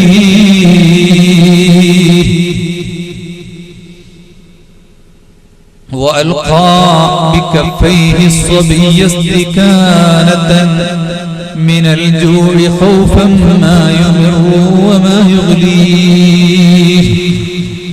നബിയേ, വെള്ളം കുടിക്കാനില്ലാതെ ഞങ്ങൾ വളരെ വിഷമത്തിലാണ്. ഉമ്മമാർക്ക് വെള്ളം കുടിക്കാനില്ലാത്തതിന്റെ പേരിൽ മുലപ്പാല് പോലും വറ്റിപ്പോയിട്ട് മുലപ്പാലിന് പകരം രക്തമാണ് ചുരത്തുന്നത്. അതുകൊണ്ട് കുഞ്ഞുങ്ങളെ പോലും അവർ മറന്ന് ഇട്ടേച്ചു പോകുന്നു, പുറത്തേക്ക് വലിച്ചെറിയുന്നൊരവസ്ഥയുണ്ട് നബിയെ. കന്നുകാലികൾ ചത്തുപോകാൻ തുടങ്ങിയിരിക്കുന്നു നബിയെ. കൃഷി മുഴുവനും നശിച്ചു പോയിരിക്കുന്നു നബിയെ. അതുകൊണ്ട് ഞങ്ങൾക്ക് മഴ വേണം. ഫലൈസ ലനാ ഇല്ലാ ഇലൈക ഫിറാറുനാ വഅൈന ഫിറാറുൻ നാസി ഇല്ലാ ഇലാ റസൂലി. അമ്പിയാക്കന്മാരുടെ അടുത്തേക്കല്ലാതെ, പ്രവാചകന്മാരുടെ അടുത്തേക്കല്ലാതെ പ്രജകൾക്ക് എങ്ങോട്ടാണ് ഓടിപ്പോകാനുള്ളത്? അങ്ങയുടെ സമീപത്തല്ലാതെ മറ്റൊരു സ്ഥലത്തും ഞങ്ങൾക്ക് വരാനില്ല. അതുകൊണ്ട് ഞങ്ങളെ രക്ഷിക്കണം നബിയേ, ഞങ്ങൾക്ക് മഴ വേണം നബിയേ. നബി തങ്ങൾ ഉടനെ തന്നെ ദുആ ചെയ്യുന്നു. നബി തങ്ങൾ ഉടനെ തന്നെ അല്ലാഹുവിനോട് പറയുന്നു, അല്ലാഹുമ്മ അസ്ഖിനിൽ ഗൈസ് വലാ തജ്അൽനാ മിനൽ ഖാനിതീൻ. ദുആ കഴിയുന്നതേയുള്ളൂ. ആകാശത്തു നിന്ന് മഴ വർഷിക്കുന്നു. എല്ലാവരും മഴ കൊണ്ടാണ് വീട്ടിലേക്ക് പോകുന്നത്. ആ മഴ തുടർന്നു, നന്നായി മഴ പെയ്തു. നാളെയും തുടർന്നു, മറ്റന്നാളും തുടർന്നുകൊണ്ടേയിരുന്നു. അടുത്ത വെള്ളിയാഴ്ച പൊതുപയോധാന സമയത്ത് ആ മനുഷ്യൻ തന്നെ, ജംഗലി മനുഷ്യൻ ഓടി വരുന്നു. നബി തങ്ങളോട് പറയുന്നു, നബിയെ മതി മതി മതി, ധാരാളമായി പോയി. ബാക്കിയുള്ള കന്നുകാലികളും കൂടെ മഴ പെയ്തിട്ട് ഒലിച്ചു പോകാൻ തുടങ്ങി. സംഭരിച്ച ധാന്യങ്ങൾ അതും മഴവെള്ളം കാരണം ഒലിച്ചു പോവുകയാണ്. അതുകൊണ്ടൊന്ന് നിർത്തിത്തരണം. നബി തങ്ങൾ ആകാശത്തേക്ക് കൈ ഉയർത്തി വട്ടം കാണിച്ചു. മഴ ദൂരോട്ട് പോകട്ടെ, ഞങ്ങൾക്ക് തൽക്കാലം മതി. അല്ലാഹുമ്മ ഹവാലൈനാ വലാ അലൈനാ. മഴ വേണ്ടാന്ന് ദുആ. എത്ര മഴ വർദ്ധിച്ചാലും മഴ വേണ്ട എന്ന് ദുആ ചെയ്യരുത്. അതാണ് ഞങ്ങളെ പഠിപ്പിച്ചത്. അല്ലാഹുവിന്റെ റഹ്മത്താണ്. അപ്പൊ അല്ലാഹുവിനോട് ദുആ ചെയ്യാൻ, തൽക്കാലം ഇവിടെ വേണ്ട, കുറച്ച് ചുറ്റു ആയിക്കോട്ടെ. അങ്ങനെ കാട്ടിലും മറ്റൊക്കെ മഴ പെയ്തിട്ട് നാട്ടിൽ വെള്ളം വേണമെങ്കിൽ കാട്ടിൽ മഴ പെയ്യണം. എല്ലാ സ്ഥലത്തും മഴ വേണ്ട എന്നല്ല. ഹവാലൈനാ വലാ അലൈനാ. ബാദിയത്തിലും ഔഖാമിലും വാദികളിലും വാലികളിലും മൗണ്ടനുകളിലും മഴ വർഷിക്കട്ടെ എന്ന് പറഞ്ഞു. ഇങ്ങനെ എല്ലാ പ്രശ്നങ്ങൾക്കും മുന്നിലേക്കാണ് അവർ ഓടി വന്നിരുന്നത്. അവിടുത്തെ ആ ഭൗതിക ജീവിതത്തിൽ നിന്ന് റസൂലുള്ളാഹി തങ്ങൾ വിട പറഞ്ഞതിനു ശേഷവും സ്വഹാബത്തിന് പിന്നെ ഒരു പ്രശ്നവുമില്ല. അതേ രൂപത്തിൽ തന്നെ അവർ കണ്ടിരുന്നു. വന്നു പറയും, ഖബറിന്റെ അടുത്ത് വന്ന് പറയും. ഉദ്ഘാടന പ്രസംഗത്തിൽ ഉസ്താദ് സൂചിപ്പിച്ചില്ലേ, ഖബറിന്റെ അടുത്ത് വന്ന് പറഞ്ഞിട്ട് ദോഷം പൊറുപ്പിക്കാൻ. അല്ലാഹു സുബ്ഹാനഹു വ തആല വിശുദ്ധ ഖുർആനിൽ പറഞ്ഞു, വലൗ അന്നഹും ളലമു അൻഫുസഹും ജാഊക ഫസ്തഗ്ഫിറുല്ലാഹ വസ്തഗ്ഫറ ലഹുമുർ റസൂലു ലവജദുല്ലാഹ തവ്വാബർ റഹീമാ. പാപങ്ങൾ ചെയ്ത മനുഷ്യർ ഈ ഖബറിന്റെ അടുത്ത് വന്ന് അവർ പാപം പൊറുപ്പിച്ചാൽ, പാപങ്ങൾ ചെയ്ത മനുഷ്യർ നബിതങ്ങളുടെ സമീപത്ത് വന്നിട്ട് അവർ പൊറുക്കലിനെ തേടിയാൽ നബിതങ്ങൾ അവർക്ക് വേണ്ടി പൊറുക്കലിനെ തേടുകയും അല്ലാഹു തആല ആ ദോഷം പുറത്തു കൊടുക്കുകയും ചെയ്യും. ജീവിതകാലത്തേക്ക് മാത്രമാണോ ഈ ആയത്ത്? അല്ല എന്നാണ് ചരിത്രം തെളിയിക്കുന്നത്. മുഫസ്സിറുകൾ പറയുന്നത് അതാണ്. ഈ ആയത്തിന്റെ വ്യാഖ്യാനത്തിൽ ഇമാം നബവി തങ്ങൾ രേഖപ്പെടുത്തുന്നുണ്ട്, ഇബ്നു കസീർ രേഖപ്പെടുത്തുന്നുണ്ട്, മറ്റു പലരും രേഖപ്പെടുത്തിയിട്ടുണ്ട്. നബി തങ്ങളുടെ വിയോഗത്തിന് ശേഷം തന്നെ അവിടുത്തെ ജാറത്തിൽ വന്നിരിക്കാറുണ്ട് ചിലർ. വിഷമുണ്ടാകുമ്പോ, പ്രയാസം ഉണ്ടാകുമ്പോൾ ജാറത്തിൽ ചെന്ന് ഇങ്ങനെ ഇരിക്കും. അവിടുന്ന് കാര്യങ്ങൾ പറയും. അവിടുന്ന് ഫുയൂദാത്ത് ബറകാത്തുകൾ ലഭിക്കും. അഅ്തബി എന്ന് പറയുന്ന ഒരു മനുഷ്യൻ ജാറത്തിൽ ഇരിക്കുകയാണ്. ആ സമയത്താണ് മറ്റൊരാൾ വരുന്നത്. ഒരാൾ വന്നുകൊണ്ട് അയാൾ പറയുന്നു, യാ നബിയല്ലാഹ്, ഓ പുന്നാര നബിയായിട്ടുള്ളവരെ, ഞാനിതാ വന്നിരിക്കുന്നു. അല്ലാഹു സുബ്ഹാനഹു വ തആലയുടെ കലാമ്, അല്ലാഹുവിന്റെ വചനങ്ങൾ അങ്ങ് ഞങ്ങളെ കേൾപ്പിച്ചിട്ടുണ്ട് നബിയെ. ആ ഖുർആനിൽ ഇങ്ങനെ ഒരു ആയത്ത് എനിക്ക് കാണാൻ സാധിച്ചിട്ടുണ്ട് നബിയെ. വല്ല പാപവും ചെയ്ത് അങ്ങയുടെ സമീപത്ത് വന്ന് പൊറുക്കലിനെ തേടിയാൽ അങ്ങ് പൊറുക്കലിനെ തേടി പൊറുപ്പിക്കുമെന്ന് ഖുർആനിലുണ്ടല്ലോ നബിയെ. വലൗ അന്നഹും ളലമു എന്ന ആയത്തോതിയിട്ട് അയാൾ പറഞ്ഞു. അങ്ങനെ അല്ലാഹു തആല പറഞ്ഞിട്ടുണ്ടതുകൊണ്ട് ജിഅ്തു മുസ്തശ്ഫിഅൻ വ മുസ്തഗ്ഫിറൻ ബിക യാ റസൂലല്ലാഹ്, അങ്ങയോട് പാപം പൊറുപ്പിക്കാൻ വേണ്ടി ശഫാഅത്ത് തേടിക്കൊണ്ട് ഞാനിതാ വന്നിരിക്കുന്നു. എന്നിട്ട് അയാൾ ഒരു കവിത പാടി. യാ ഖൈറ മൻ ദുഫിനത് ബിൽഖാഇ അഅ്മുഹു ഫതാബ മിൻ തീബിഹിന്നൽ ഖാഉ വൽ അകമു നഫ്സിൽ ഫിദാഉ ലിഖബ്രിൻ അൻത സാകിനുഹു ഫീഹിൽ അഫാഫ് വഫീഹിൽ ജൂദു വൽ കറമു أنت الشفيع الذي ترجى شفاعته على الصراط إذا ما زلت القدم وصاحبك فلا أنساهما أبدا مني السلام عليهم ما جرى القلم. ആദ്യത്തെ രണ്ടു വരികൾ സ്വർണ്ണലിപിയിൽ എഴുതപ്പെട്ടത് ഇന്നും മദീന ശരീഫിൽ പോകുന്നവർക്ക് കാണാൻ സാധിക്കും. മുവാജഹത്തു ശരീഫിൽ നടുക്ക് കാണുന്ന രണ്ട് തൂണിന്റെ മുകളിൽ സ്വർണ്ണലിപികളിൽ എഴുതപ്പെട്ടിട്ടുണ്ട്, യാ ഖൈറ മൻ ദുഫിനത് ബിൽഖാഇ അഅ്മുഹു. ഈ ഖാ എന്ന പ്രദേശത്ത് അന്തിയുറങ്ങുന്ന പുന്നാര നബിയേ, ഫീഹിൽ അഫാഫു വഫീഹിൽ ജൂദു വൽ കറമു. ആ ഖബർ ശരീഫിൽ അവിടെയാണ് ലോകത്തിന് അഭിജാത്യം ലഭിക്കുന്നത്, അവിടെയാണ് ലോകത്തിന് സൗരഭ്യം ലഭിക്കുന്നത്, അവിടെയാണ് ലോകത്തിന് ഔദാര്യം ലഭിക്കുന്നത്, ഖറമ് ലഭിക്കുന്നത്. ആ പുന്നാര ഭൂമിയിൽ ലോകത്ത് ഏറ്റവും ശറഫാക്കപ്പെട്ട ആ പുണ്യമാക്കപ്പെട്ട സ്ഥലത്ത് അന്തിയുറങ്ങുന്ന നബിയേ, നഫ്സിൽ ഫിദാഉ നഫ്സിൽ ഫിദാഉ ലിഖബ്രിൻ അൻത സാകിനുഹു. എന്റെ ശരീരം അങ്ങയ്ക്ക് വേണ്ടി സമർപ്പിതമാണ്. രക്തം വേണോ? രക്തമിതാ. എന്റെ ശരീരം ഞാൻ അങ്ങയ്ക്ക് തന്നിരിക്കുന്നു. എന്റെ നെഞ്ചകം, എന്റെ ശരീരം, എന്റെ രക്തം എല്ലാം അങ്ങയ്ക്ക് തണ്ടമാണ് നബിയേ. അവിടുത്തെ ആദർശത്തിനു വേണ്ടിയുള്ളതാണ് നബിയേ.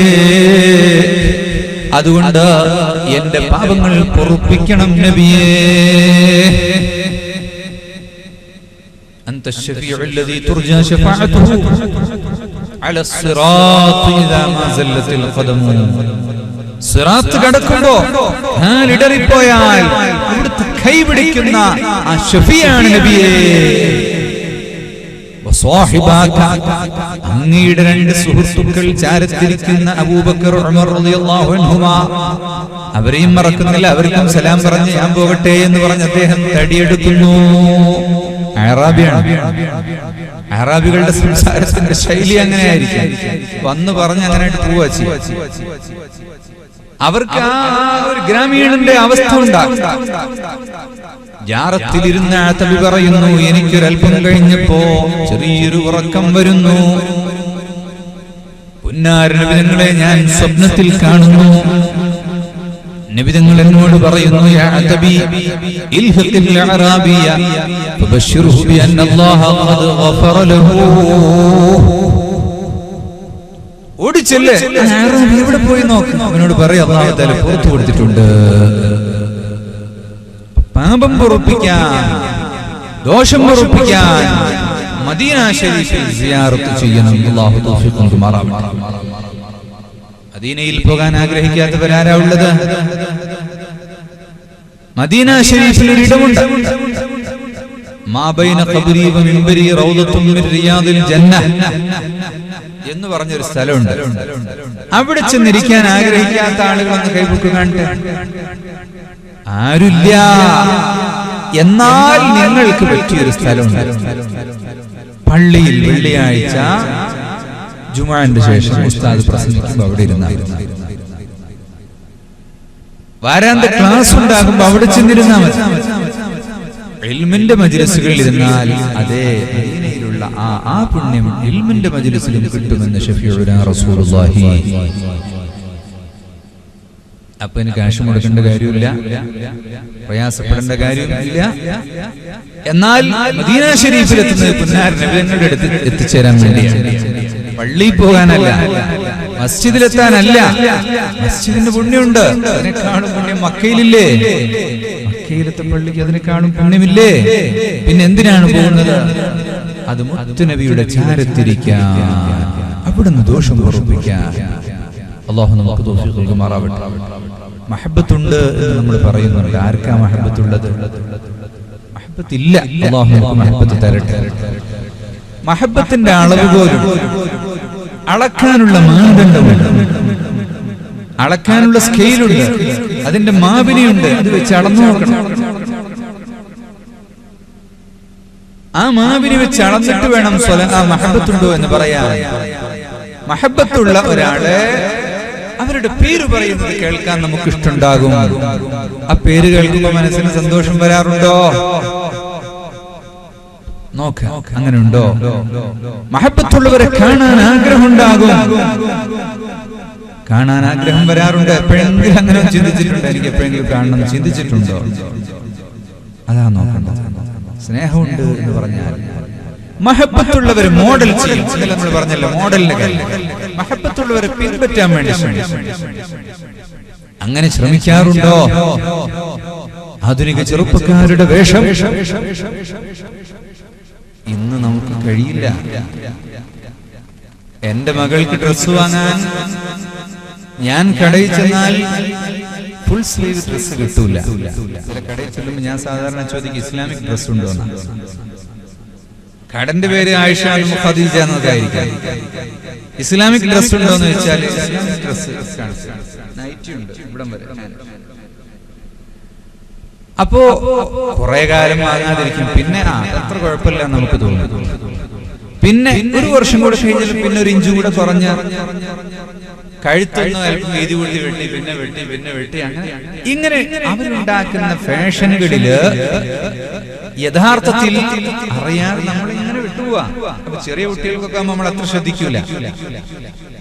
സ്ത്രീകൾക്കാവുമ്പോൾ കിട്ടുന്നില്ല, നമ്മൾ ഇവിടുന്ന് അടുപ്പിച്ചുകൊണ്ടുവരും.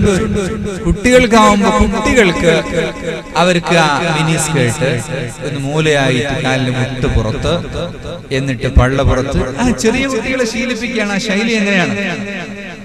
അതുകൊണ്ട് ആർക്കെങ്കിലും വ്യവസായം തുടങ്ങാൻ ആഗ്രഹം ഉണ്ടെങ്കിൽ ഒരു ഇസ്ലാമിക് ഡ്രസ് എംപോറിയം തുടങ്ങി. മലേഷ്യനും ഇന്തോനേഷ്യനും ഒക്കെ ഡ്രസ് ഇറക്കുമതി ചെയ്തിട്ട് നല്ലൊരു കച്ചവടം കോഴിക്കോട് നഗരത്തിൽ തുടങ്ങി. ആവശ്യമുള്ള കാര്യങ്ങൾ ലഭ്യമാക്കുക എന്ന് പറഞ്ഞ വലിയ ഇബാദത്താണ്. മുസ്ലിങ്ങൾക്ക് ആവശ്യമുള്ള സാധനം ലഭ്യമാക്കുക.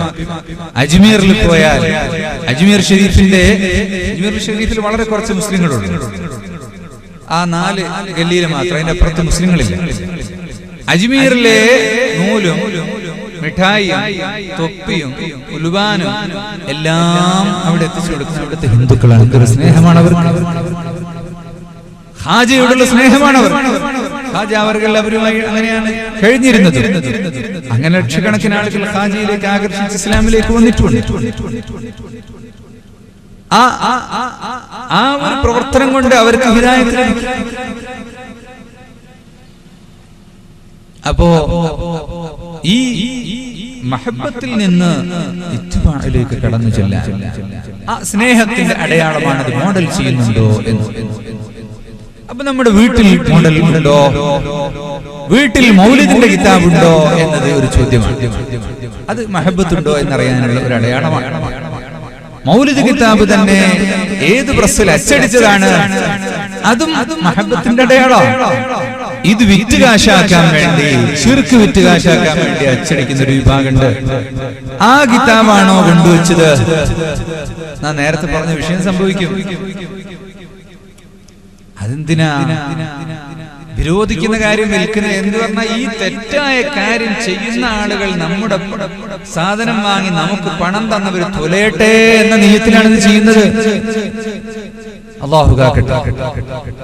അപ്പൊ നമ്മുടെ ഓരോ വിഷയത്തിലും, നടത്തത്തിലും ഇരുത്തത്തിലും നമ്മുടെ വീട്ടിലൊരു കലണ്ടർ തൂക്കിയാൽ, നമ്മുടെ വീട്ടിൽ വരുന്ന പത്രത്തിലും നമ്മുടെ വീട്ടിൽ വരുന്ന മാസികയിലും നമ്മുടെ കുട്ടികൾ പഠിക്കുന്ന എല്ലാ വിഷയത്തിലും ഈ ഒരു മാതിരി വെച്ചുകൊണ്ട്, മഹബ്ബത്ത് വെച്ചുകൊണ്ട് ചോദിച്ചു.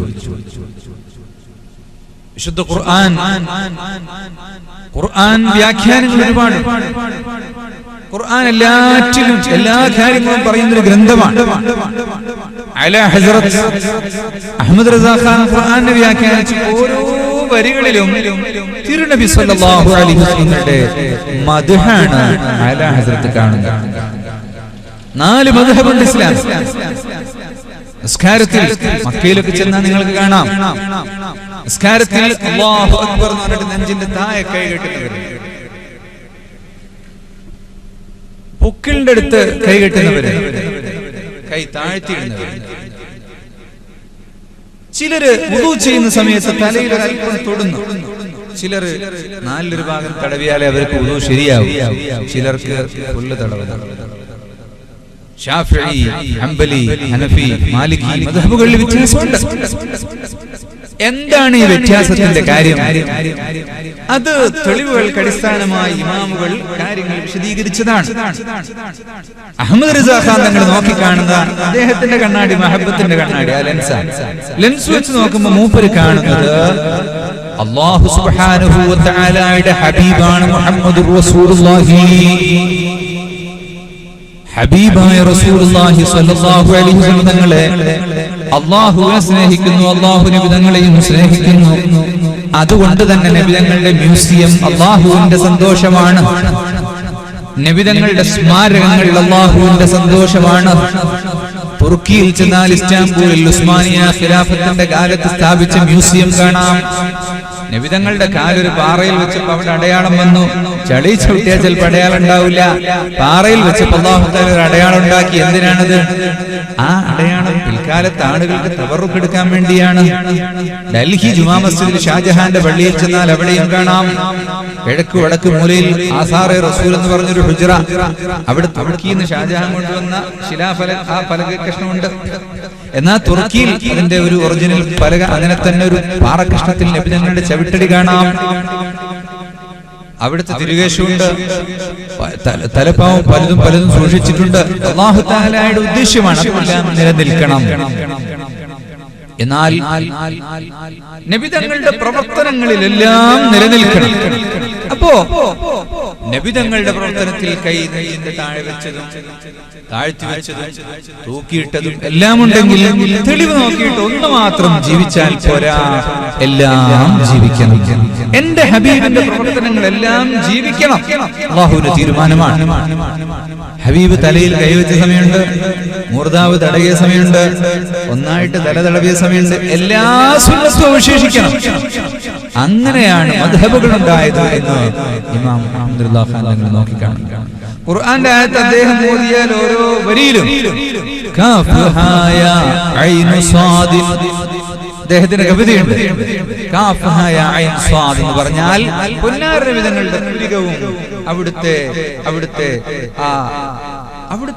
ശാരികും അവിടുത്തെ ലിഹയത്തും അവിടുത്തെ തലമുടിയെയും വിശദീകരിച്ചുകൊണ്ടാണ് കാഫ് ഹാ യാ ഐൻ സ്വാദ് അദ്ദേഹം വിശദീകരിക്കുന്നത്.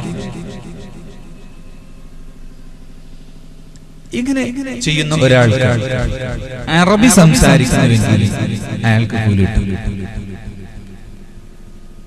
ഈജിപ്തിൽ ചെന്നപ്പോ ഒരിക്കല് ടാക്സി ഡ്രൈവർ ഇങ്ങനെ സംസാരിച്ചു.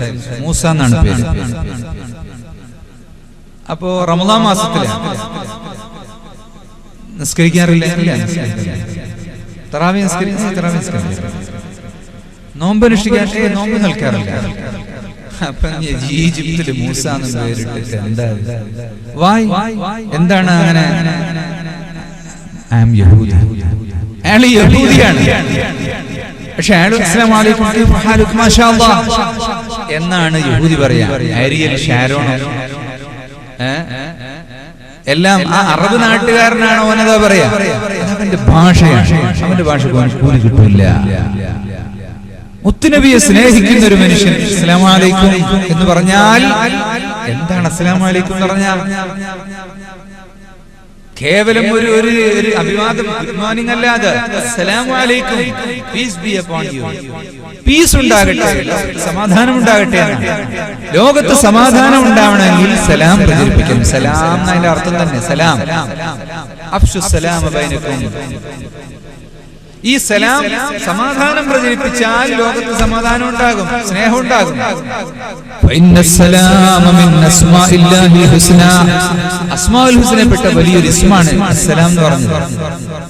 ആ ഇസ്മ പറയും അസ്സലാമു അലൈക്കും. മറ്റേയാൾ വഅലൈക്കും അസ്സലാം. അടുത്ത ചോദ്യം കൈഫ ഹാലു, എന്താ വിശേഷം? മറുപടി എന്താ? അൽഹംദുലില്ലാഹ്. അതൊരു ദിക്റാണ്. സുഖാണല്ലേ? അൽഹംദുലില്ലാഹ്. എവിടുന്നാ വരുന്നത്? ദുബായ്. മാഷാ അല്ലാഹ്. ദുബായിൽ പോയിരുന്ന അവിടെ 500 തട്ടുള്ള ഒരു ബിൽഡിങ്ങിന്റെ മുന്നിൽ സുബ്ഹാനല്ലാഹ്, 500 തട്ടുള്ള ബിൽഡിങ്ങോ? അത്ഭുതമായി. അപ്പൊ സുബ്ഹാനല്ലാഹ് എന്നാ പറയാ. അപ്പൊ ഇങ്ങനെ പറഞ്ഞു സംസാരിച്ചു വരും.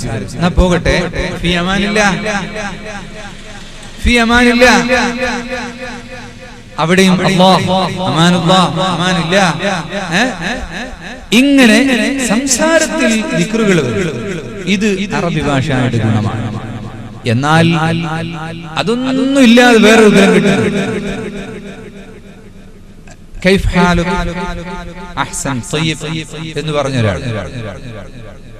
അയിന തദ്ഹബ്, കാലിക്കൂത്ത്. അപ്പൊ ഈ കാലിക്കൂത്തിൽ കാഫു അലിഫു അയിന തദ്ഹബ് എന്ന് ചോദിച്ചാൽ അതിന് കൂലി കിട്ടുമോ? അതിൽ ദിക്റൊന്നുമില്ലല്ലോ. അതിന് കൂലി കിട്ടാനുള്ള ഒരു വഴിയാണ് ഹാദാ ലുഗത്തു ഹബീബില്ലാഹ് വഹബീബി റസൂലില്ലാഹ്.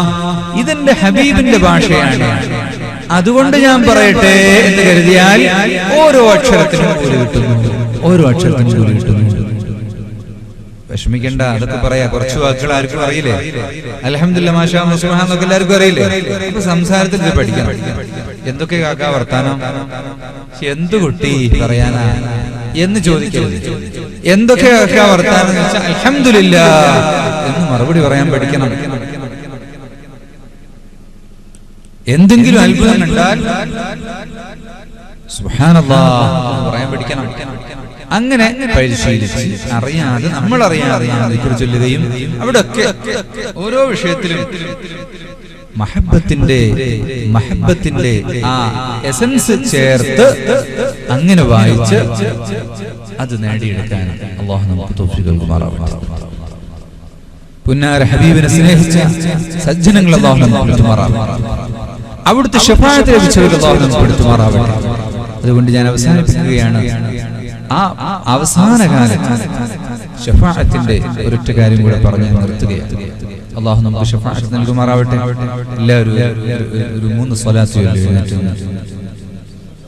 സ്വല്ലല്ലാഹു അലാ മുഹമ്മദ് സ്വല്ലല്ലാഹു അലൈഹി വസല്ലം സ്വല്ലല്ലാഹു അലാ മുഹമ്മദ് സ്വല്ലല്ലാഹു അലൈഹി വസല്ലം അല്ലാഹുമ്മ സ്വല്ലി അലാ മുഹമ്മദ് യാ റബ്ബി സ്വല്ലി അലൈഹി വസല്ലം الشفاعة هب لنا في القيامة مشفقا واهلنا إن ضاع يا سيدي خير النبي الصلاة على النبي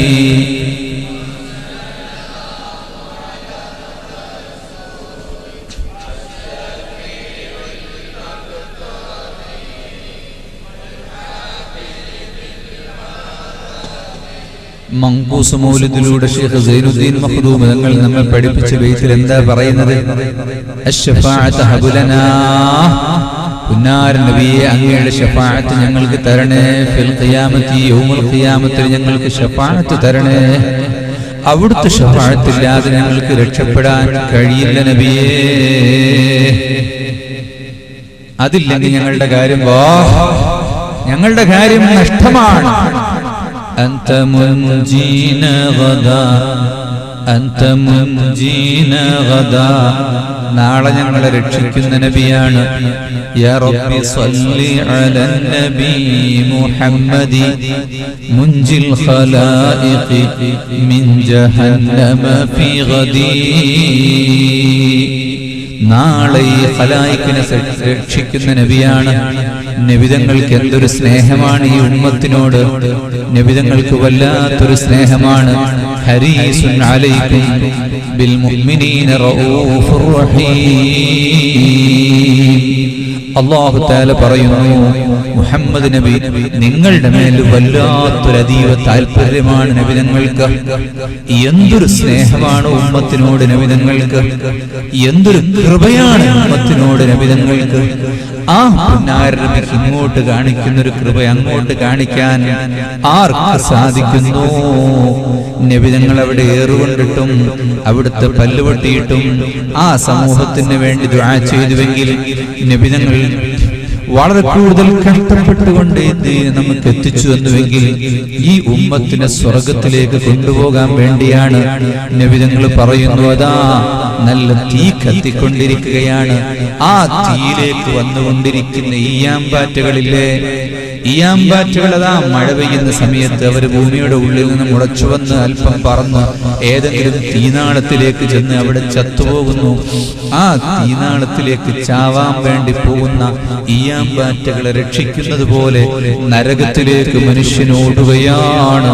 നരകത്തിലേക്ക് ഓടിക്കൊണ്ടിരിക്കുന്ന മനുഷ്യൻ, കള്ളുകുടിയുടെ പിന്നാലെ പോയിക്കൊണ്ടിരിക്കുന്ന മനുഷ്യൻ, വ്യഭിചാരത്തിന്റെ പിന്നാലെ പോയിക്കൊണ്ടിരിക്കുന്ന മനുഷ്യൻ, ദുനിയാവ് സമ്പാദിക്കണമെന്ന് കരുതിയിട്ട് ഏതെങ്കിലും രൂപത്തിൽ ചതിയും വഞ്ചനയും ചെയ്തുകൊണ്ട് സമ്പാദിക്കണമെന്ന് ആഗ്രഹിക്കുന്ന മനുഷ്യൻ, പലിശയ്ക്ക് അടിമപ്പെടുന്ന മനുഷ്യൻ, ഇങ്ങനെ തെറ്റുകുറ്റങ്ങളിലേക്ക് പോയിക്കൊണ്ടിരിക്കുന്ന മനുഷ്യനെ തടഞ്ഞു വെച്ചുകൊണ്ട് പോകല്ല പോകല്ല പോകല്ല എന്ന് പറഞ്ഞ് അവർ നരകത്തിൽ നിന്ന് പിടിച്ചു വലിക്കുകയാണ്. തീയിലേക്ക് ചാടാൻ പോകുന്നവരെ പിടിച്ചു വലിക്കുന്നത് പോലെ തെറ്റുകളിലേക്ക് പോയി നരകത്തിലേക്ക് പോകുന്ന മനുഷ്യനെ രക്ഷപ്പെടുത്തുന്ന നബിയാണ്. മുൻജിൽ ഖലായിഖി മിൻ ജഹന്നമ ഫീ ഗദി, നാളത്തെ നരകത്തിൽ നിന്ന് മനുഷ്യനെ രക്ഷിക്കുന്ന ആ പുന്നാര നബിതങ്ങൾ. പക്ഷേ സഹോദരന്മാരെ, ഇവിടെ എത്രമാത്രം നന്നായി ജീവിച്ചു എന്ന് നമുക്ക് തോന്നിയാലും 5 വക്തും ജമാഅത്തായി നിസ്കരിച്ചു എന്നൊരു തോന്നൽ നിനക്കുണ്ടെങ്കിലും, സുന്നത്തുകൾ ഒഴിവാക്കാറില്ല എന്ന് മനസ്സിലൊരു പക്ഷെ തോന്നുന്നുണ്ടെങ്കിലും, നോമ്പ് വളരെ കൃത്യമായി ചെയ്യാറുണ്ട്, സുന്നത്തടക്കം നോൽക്കാറുണ്ട്, ആരോടൊന്നും തെറ്റൊന്നും ചെയ്യാറില്ല എന്നൊക്കെ മനസ്സിൽ തോന്നുന്നുണ്ടെങ്കിലും ഈ അമലുകൾ കൊണ്ട് മാത്രം ഒരിക്കലും രക്ഷപ്പെടുക സാധ്യമല്ല. പുന്നാര നബി തങ്ങളുടെ ശഫാഅത്ത് കൊണ്ടല്ലാതെ നമുക്ക് രക്ഷപ്പെടുക സാധ്യമല്ല. എന്തായാലും ഇവിടുന്ന് വിട്ടുപോകണം എന്ന് പറയുന്ന മനുഷ്യർക്കതാ നബിതങ്ങളിൽ ശഫാഅത്ത് ചെയ്തിട്ട് അല്ലാഹു തആല ഹിസാബിന് വിളിക്കുന്നു. വജാഅ റബ്ബുക വൽ മലകു സഫൻ സഫാ. അല്ലാഹുവിന്റെ കൽപ്പന വന്നുപോയി. മലക്കുകളതാ അവരുടെ ഡ്യൂട്ടി സ്ഥാനത്ത് ഓരോ വളണ്ടിയർമാരും മണിയണിയായി നിലനിന്നു പോയി. എല്ലാ മനുഷ്യരും അതാ ബേജാറിലാണ്, വിഷമത്തിലാണ്. അല്ലാഹു തആല അതാ ഹിസാബ് ചെയ്യുന്നു. ഓരോരുത്തരുടെയും ദോഷം, ഓരോരുത്തരുടെയും അമലുകൾ എടുത്തൊരു തുലാശിലിട്ട് കട്ടിവെച്ച് റേഷൻ ടാപ്പിൽ തൂക്കുന്നത് പോലെ തൂക്കി നോക്കിയിട്ടല്ല. അല്ലാഹുവിന്റെ മീസാൻ എന്ത് സ്കെയിലാണത്, അത് നമുക്ക് പറയാൻ പറ്റില്ല. കമ്പ്യൂട്ടറൈസ്ഡ് വെയിങ് മെഷീൻ നിങ്ങൾ കണ്ടിട്ടില്ലേ? അതേ നിങ്ങൾ കണ്ടിട്ടു, അതിന്റെ അപ്പുറത്തുള്ളത് നിങ്ങൾ കണ്ടിട്ടില്ല. കടന്നു പോകുമ്പോൾ ദോഷം കാണിക്കുന്ന യന്ത്രം കണ്ടിട്ടുണ്ടോ? എയർപോർട്ടിൽ ചെന്നാൽ നിങ്ങൾക്ക് പെട്ടി ഉള്ളിലൂടെ പോയാൽ അതിന്റെ ഉള്ളിലുള്ള ദോഷം കാണാം.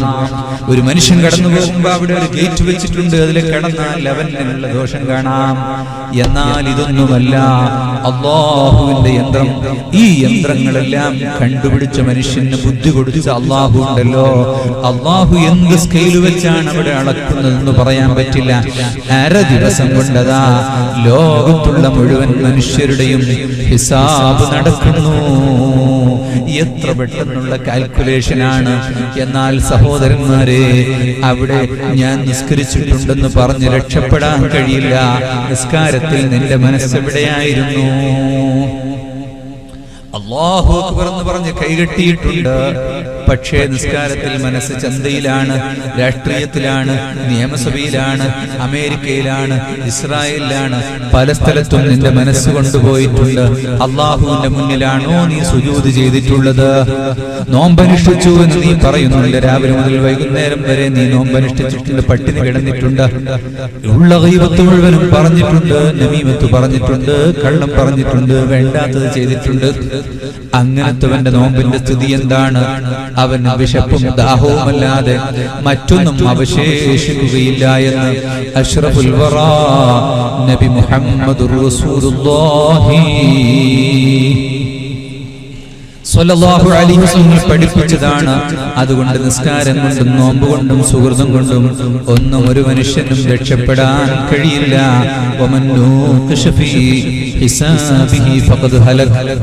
ഹിസാബിലെങ്ങാനും ഖണ്ഡിതമായി കണിശമായി ചോദ്യം ചെയ്യപ്പെട്ടാൽ ഒരു മനുഷ്യനും മുന്നോട്ട് പോകാൻ കഴിയില്ല, അവന് രക്ഷപ്പെടാൻ കഴിയില്ല. അവിടെ പുന്നാര നബി തങ്ങളുടെ ശഫാഅത്ത് കൊണ്ട് എന്റെ മേൽ സ്വലാത്ത് ചൊല്ലിയ മനുഷ്യനാണ് അവൻ കടന്നു പോകട്ടെ. എന്നെ സ്നേഹിച്ച മനുഷ്യനാണ്, എന്നോടുള്ള സ്നേഹം കൊണ്ട് എന്റെ കുടുംബത്തെ അഹ്ലുബൈത്തിനെ സ്നേഹിച്ചവനാണ്, അവൻ കടന്നു പോകട്ടെ. എന്നോടുള്ള സ്നേഹം കൊണ്ട് ആലിമുകളെ സ്നേഹിച്ചവനാണ്, അവനും കടക്കട്ടെ. എന്നോടുള്ള സ്നേഹം കൊണ്ട് മുതഅല്ലിമുകളെ സ്നേഹിച്ചവനാണ്, അവനും കടന്നു പോകട്ടെ. എന്നോടുള്ള സ്നേഹം കൊണ്ട് മദീനയെ സ്നേഹിച്ചവനാണ്, അവനും പ്രവേശിക്കട്ടെ. എന്നോടുള്ള സ്നേഹം കൊണ്ട് അതാ ഖുർആനെ സ്നേഹിച്ചവനാണ്, അവനും പ്രവേശിക്കട്ടെ. എന്നോടുള്ള സ്നേഹം കൊണ്ട് അറബി ഭാഷയെ സ്നേഹിച്ചവനാണ്, എന്നോടുള്ള സ്നേഹം കൊണ്ട് അത്തറിനെയും സുഗന്ധത്തെയും ഇഷ്ടപ്പെട്ടവനാണ്, എന്നോടുള്ള സ്നേഹം കൊണ്ട് കുടുംബത്തിൽ നന്മ നിറച്ചവനാണ്. അങ്ങനെ ഓരോ കാര്യങ്ങൾ കൊണ്ട് പുന്നാര നബിയോടുള്ള മഹബത്തിന്റെ പേരിൽ അതാ നബിതങ്ങളിൽ ഓരോരുത്തരെയും ശഫാഅത്ത് ചെയ്ത് കടത്തിവിടുന്നു. അമ്പിയാക്കന്മാര് ശഫാഅത്ത് ചെയ്യുന്നു. ആദ്യത്തെ ഹിസാബിനുള്ള ആ ശഫാഅത്ത് നബിതങ്ങൾക്ക് മാത്രമാണ്. പിന്നെ ഓരോ അമ്പിയാക്കന്മാരും ശഫാഅത്ത് ചെയ്യുന്നു.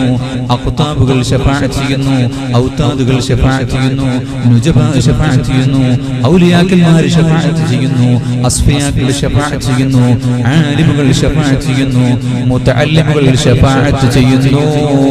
ഞങ്ങൾ ഓതി പഠിക്കുന്ന കാലത്ത് ഞങ്ങൾക്ക് ഭക്ഷണം തന്ന ഉമ്മയും ഉപ്പയുമാണ്, അവരെ രക്ഷപ്പെടുത്തണം റബ്ബേ. എന്ന് പറഞ്ഞ് അവരും ശഫാഅത്ത് ചെയ്യുന്നു. അങ്ങനെയുള്ള ശഫാഅത്ത് കൊണ്ടാണ് സഹോദരന്മാരെ രക്ഷപ്പെടാൻ സാധിക്കുന്നത്. അതുകൊണ്ട് നമുക്ക് യാതൊരു അഹംഭാവവും വേണ്ട, ദുർചിന്തകളും വേണ്ട. വിനയത്തോടുകൂടി നമുക്ക് അല്ലാഹുവിനോട് പ്രാർത്ഥിച്ച്, അല്ലാഹുവിനെ സ്നേഹിച്ച്, നബിതങ്ങളെ സ്നേഹിച്ച്, വിനയത്തോടുകൂടെ ഭൂമിയിലൂടെ നടന്ന് എനിക്ക് അല്ലാഹുവിൽ നിന്ന് കൃപ ലഭിച്ചാൽ മാത്രമേ രക്ഷപ്പെടുകയുള്ളൂ എന്ന് ചിന്തിച്ചുകൊണ്ട് മുന്നേറണം. റബ്ബ് സുബ്ഹാനഹു വ തആല നമുക്ക് തൗഫീഖ് നൽകുമാറാകട്ടെ. അവസാന കാലഘട്ടമാണ്. എല്ലാം ദുഷിച്ചതാണ്. കൺമുന്നിൽ കാണുന്നതെല്ലാം ദുഷിച്ചതാണ്, കേൾക്കുന്നതും ദുഷിച്ചതാണ്. എല്ലാം വളരെ മലീമസമായ ഒരു അന്തരീക്ഷമാണ്.